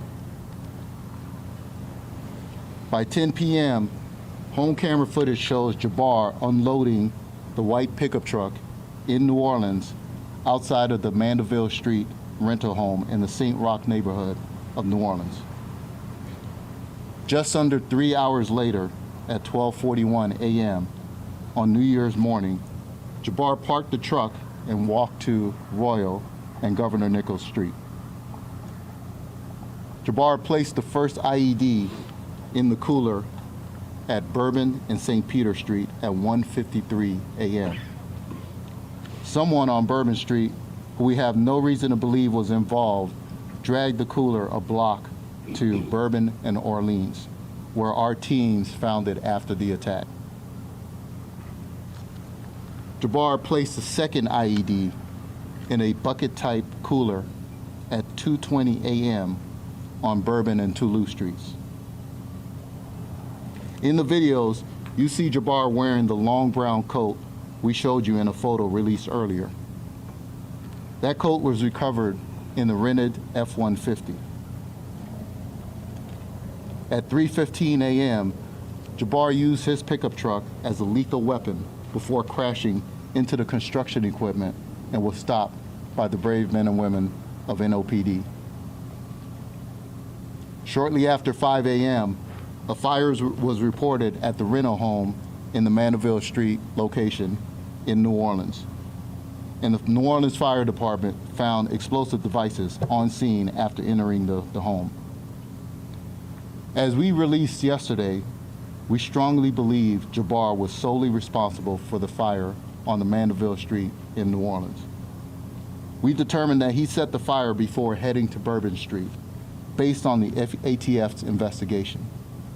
I'd like to bring up Special Agent in charge of the ATF Field Division, Joshua Jackson, to address the details of their investigation and to explain the origin of the IEDs and the materials Jabbar used in them. SAG Jackson. Thank you. Good morning. As stated, my name is Joshua Jackson. I'm the Special Agent in charge for the New Orleans Field Division, and I want to share with the media some updates regarding the origin and cause of the fire at the Mandeville Street address in New Orleans. We'll update you on information we developed with the firearms that were recovered from the scene, as well as discuss the explosives material that was recovered in Houston and here in New Orleans at the Mandeville Street address. And I'll kind of close out with some comments about our victim witness coordinators. As to the fire, it was determined by the investigators that Jabbar drove from Houston to New Orleans by himself. Throughout his entire time at that rental location in New Orleans, he was the only one seen coming and going from that location. He left that location at 12:15 a.m. the day of the attack, and that's when he set the fire. We know this because at 12:17, the Nest thermostat converted over from heat to cool. Through the whole time and during his stay, the weather had been cold, and the heat was running inside that residence. It changed roughly 2 minutes after he left because the thermostat indicated that the temperature was rising inside the residence, and it tried to keep up with the fire that was growing inside. Let me explain what happened with the fire. He used an open flame in the linen closet area next to the washer and dryer in a closed-off hallway centered into the residence. This hallway leads into different rooms of the house: bedrooms, the front room, the kitchen.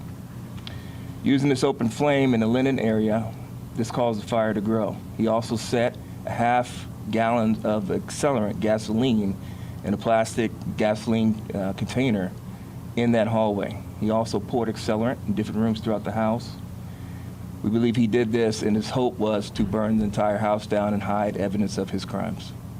As the fire grew in this closed-off area, it eventually ran out of oxygen and fuel, and it smothered itself before it spread to the accelerants that were placed in the other rooms. That's why the house did not burn down. At 5:18, neighbors smelled smoke in the air, and they're the ones who contacted 911, and that's when New Orleans Fire Department showed up at this residence and put out the smoldering fire that was there, and that's when they observed the materials inside the house and contacted FBI and ATF, and we secured that location. As far as the firearms that have been recovered in this investigation, it was a semi-automatic pistol that was used by Jabbar, and it's a semi-automatic rifle. The pistol was a 9mm, and the rifle was a .308 caliber. Conducting ATF urgent traces, we determined we did make contact with the individual who completed a private sale of the rifle on November 19th, 2024 in Arlington, Texas. This individual, based on our investigation, does not know Jabbar. This was a chance encounter in having this private sale transaction in Texas. There's no way this individual knew that Jabbar was radicalized or had any sort of awareness that this attack was imminent. I also want to preference that private sale transactions like this in Texas are illegal. Additional firearms that were recovered from the scene, and I'm going to call them privately made silencers. And I say that we're calling that because our Firearms Ammunition Technology Division, they still need to make a determination on these devices to ensure that they actually reduce the sound of a firearm to a degree that it can be technically classified as a silencer. But for the ease of public consumption, for you all to understand what was recovered, was a privately made silencer on the rifle that Jabbar was using in an attempt to muffle the sound of that rifle as he fired it. We also recovered a privately made silencer inside the Mandeville Street address, along with the explosives material. Now, there's been reports in the media about the explosive material that was recovered. That is something that is only found overseas. I want to provide more information. The explosive material recovered at the Mandeville Street address was field tested by a chemical identifier by bomb techs with ATF and FBI. This is a field test. Tested as R-salt. R-salt is very similar in look, texture, and chemical makeup as RDX, which is all readily common and available right here in the United States. These same field tests were done in Houston at Jabbar's residence, and that tested as true RDX. The FBI lab will conduct additional tests of this material, which we believe will turn out to be commonly found explosives right here in the United States. Now, what is different about this device that is somewhat unique, and it goes more to the inexperience of Jabbar. Our salt in RDX, typically you need a detonator to set it off. He did not have access to a detonator, so he used an electric match in its place to try to set off the explosive material. That is the only thing that's unique about the IEDs. IEDs themselves, how they were designed, functioned, something that our bomb techs with ATF and FBI have seen. It's not novel. What was different is he didn't use the correct device to set it off, and that is just indicative of his inexperience and lack of understanding how that material might be set off. Last comments are very important. I know that victims and family, that is the focus. That's why we're doing this job. That's why we're going, spending hours and surging resources. ATF has victim witness coordinators that are working hand in hand with all the victim resource specialists, and they're going to remain on the ground, engaged throughout. Thank you for tuning in to the live show. You know what time it is. It is your boy Genesis. A lot of people are talking about they haven't heard about the car rental app Turo. Turo is pretty popular. I started using Turo in I think in 2020 or 2021. But I don't use Turo anyway because it's you have to drive to the person's house to get the car, because it's individuals that are actually renting you their cars, just like Airbnb. People are renting you their rooms, their houses.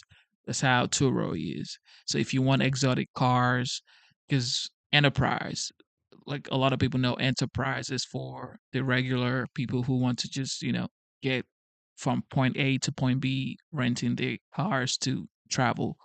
But with Turo, if you wanted to get like a high-end car like a Lamborghini or a Ferrari, you could literally get a Lamborghini or Ferrari on Turo for probably like $400 a day. So if you wanted to shoot a music video, you could get the car on Turo. So if you wanted to get a Cybertruck and you wanted to just drive it and see how it works, if you're gonna buy it for yourself or for your family member, you could just go on Turo and rent it for a day. So Turo is really a nice app, but I don't use Turo anymore though. But if I really wanted to get like an exotic car on a rental, I would use Turo. But if I just want to get a regular car like an SUV or like a normal sedan car, I'll go to Enterprise, because Enterprise, well, I'm kind of like a regular customer in Enterprise because I travel a lot. But anyway, Turo would have been like great if you guys want to like get exotic cars. Services as we continue to engage and connect with the victims and the families. So our thoughts and prayers remain with them. Our focus and our energy remain with them in the city of New Orleans. And with that, I'm going to turn it back over to SAC Myrtle.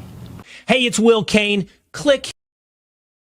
But it is what it is. You know what time it is. Thank you so much for tuning Joining in us to the now live is show. Louisiana Senator Bill Cassidy. Senator, thank you for being here. Thank you. Senator, the FBI, DHS, and National Counterterrorism Center warned of potential copycat attacks after what we saw in New Orleans. There are several large-scale events coming up, from the Super Bowl in New Orleans to inauguration in D.C. Is enough being done to prevent something like this from happening again? I can promise you everything is going to be done that they can imagine is going to be done. They don't want to look bad, first, and two, more importantly, they want to protect the American people. But we have to recognize wherever there's so-called soft targets, wherever there's a street festival in a big city, there's a potential for something bad to happen. So I would encourage the American people to be alert, to report things that look kind of like it shouldn't be that way, but to also live your life bravely. The thing that terrorists want to do is they want to terrorize us, which is to say, I'm too afraid to live in freedom. No, you got to be bold and live in freedom, and that's the best way we can counter terrorism. Senator, the city of New Orleans spent $2.3 billion to harden infrastructure after the FBI warned in 2017 that the French Quarter was vulnerable to a mass casualty event. But the mayor said the steel bollards malfunctioned shortly after they were installed, and they were down for repairs ahead of the Super Bowl. They're being replaced. So when that attack happened, there were police vehicles acting as barricades. Listen. It indeed have a plan, but the terrorist defeated it.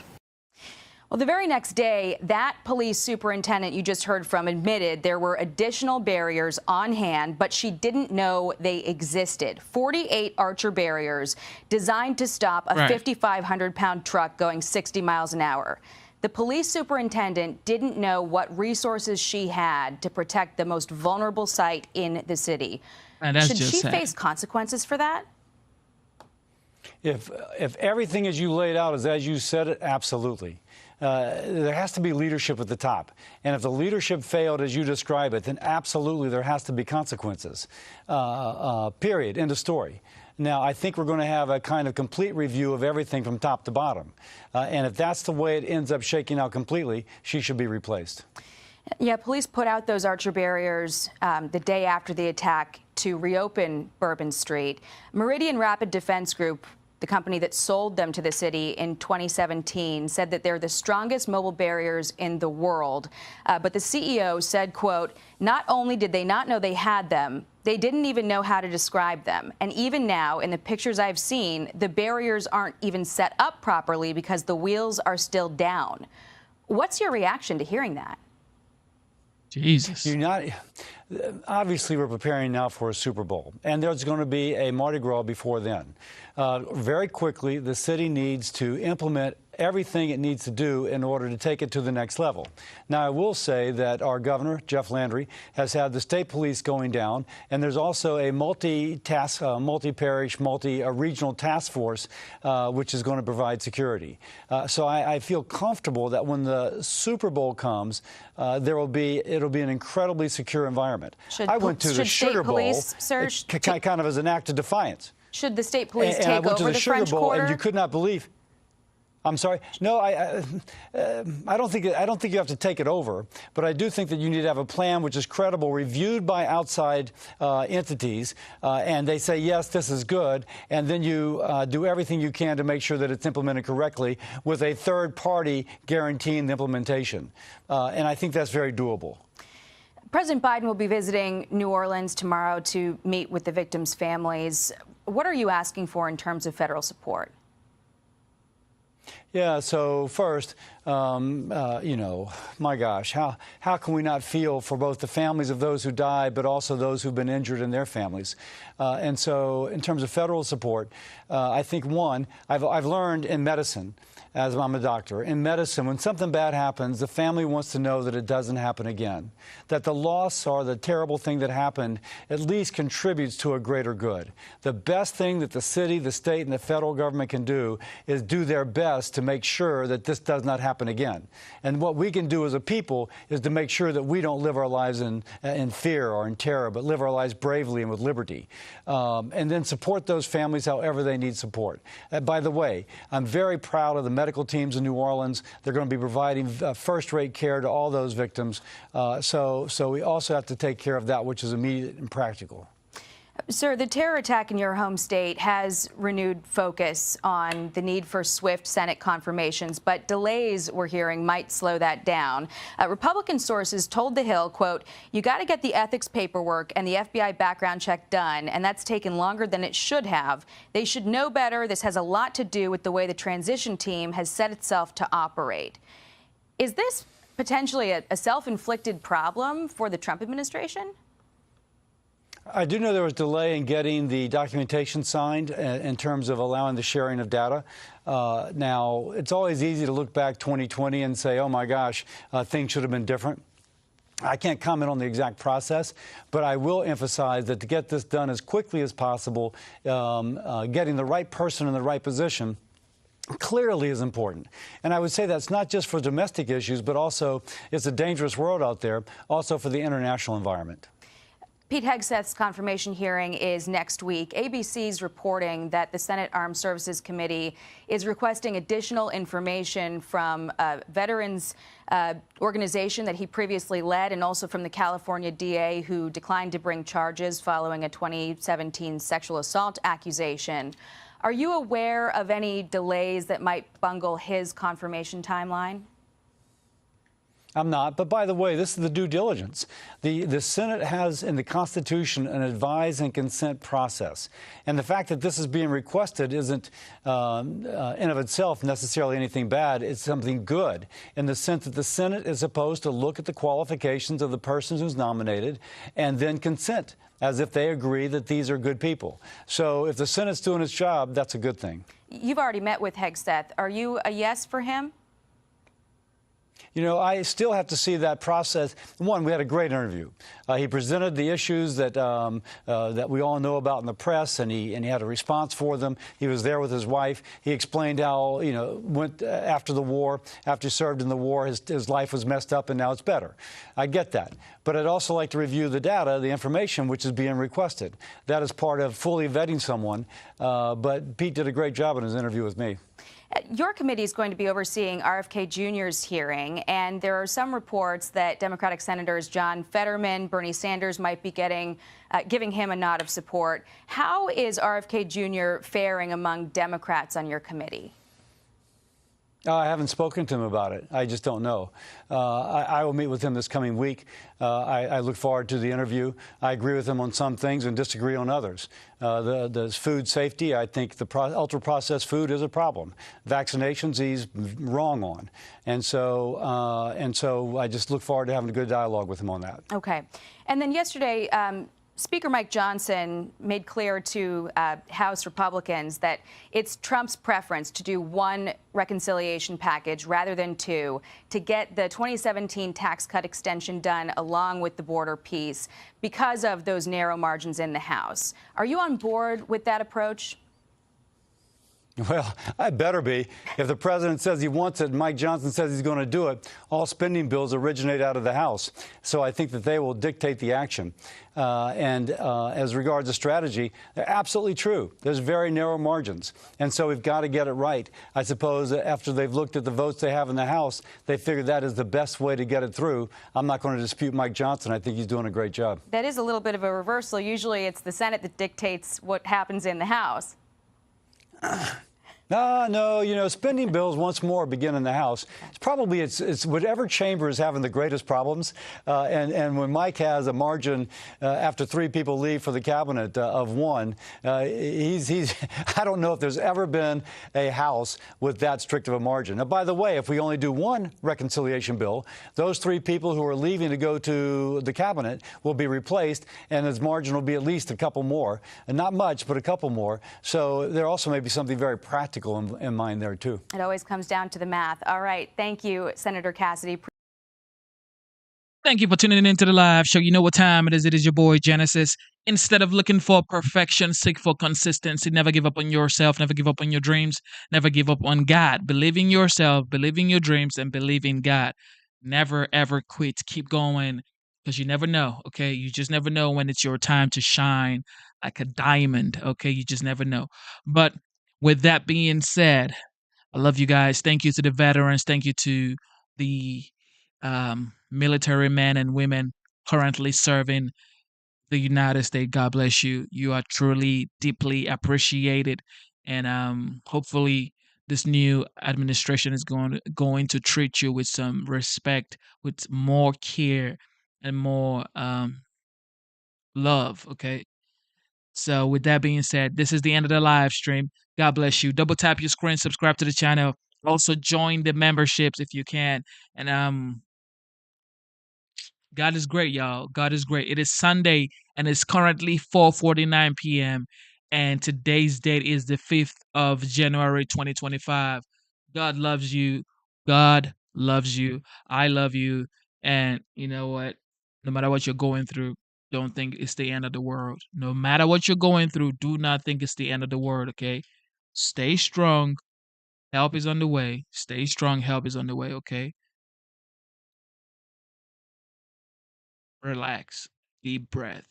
Drink some water. Relax, okay? Relax. It ain't all that. Relax. Don't go take in things you're not supposed to take, okay? Just relax, all right? Relax. You got this, brother. You got this, sister. I love you guys. God bless you. Happy Sunday. I'll be back.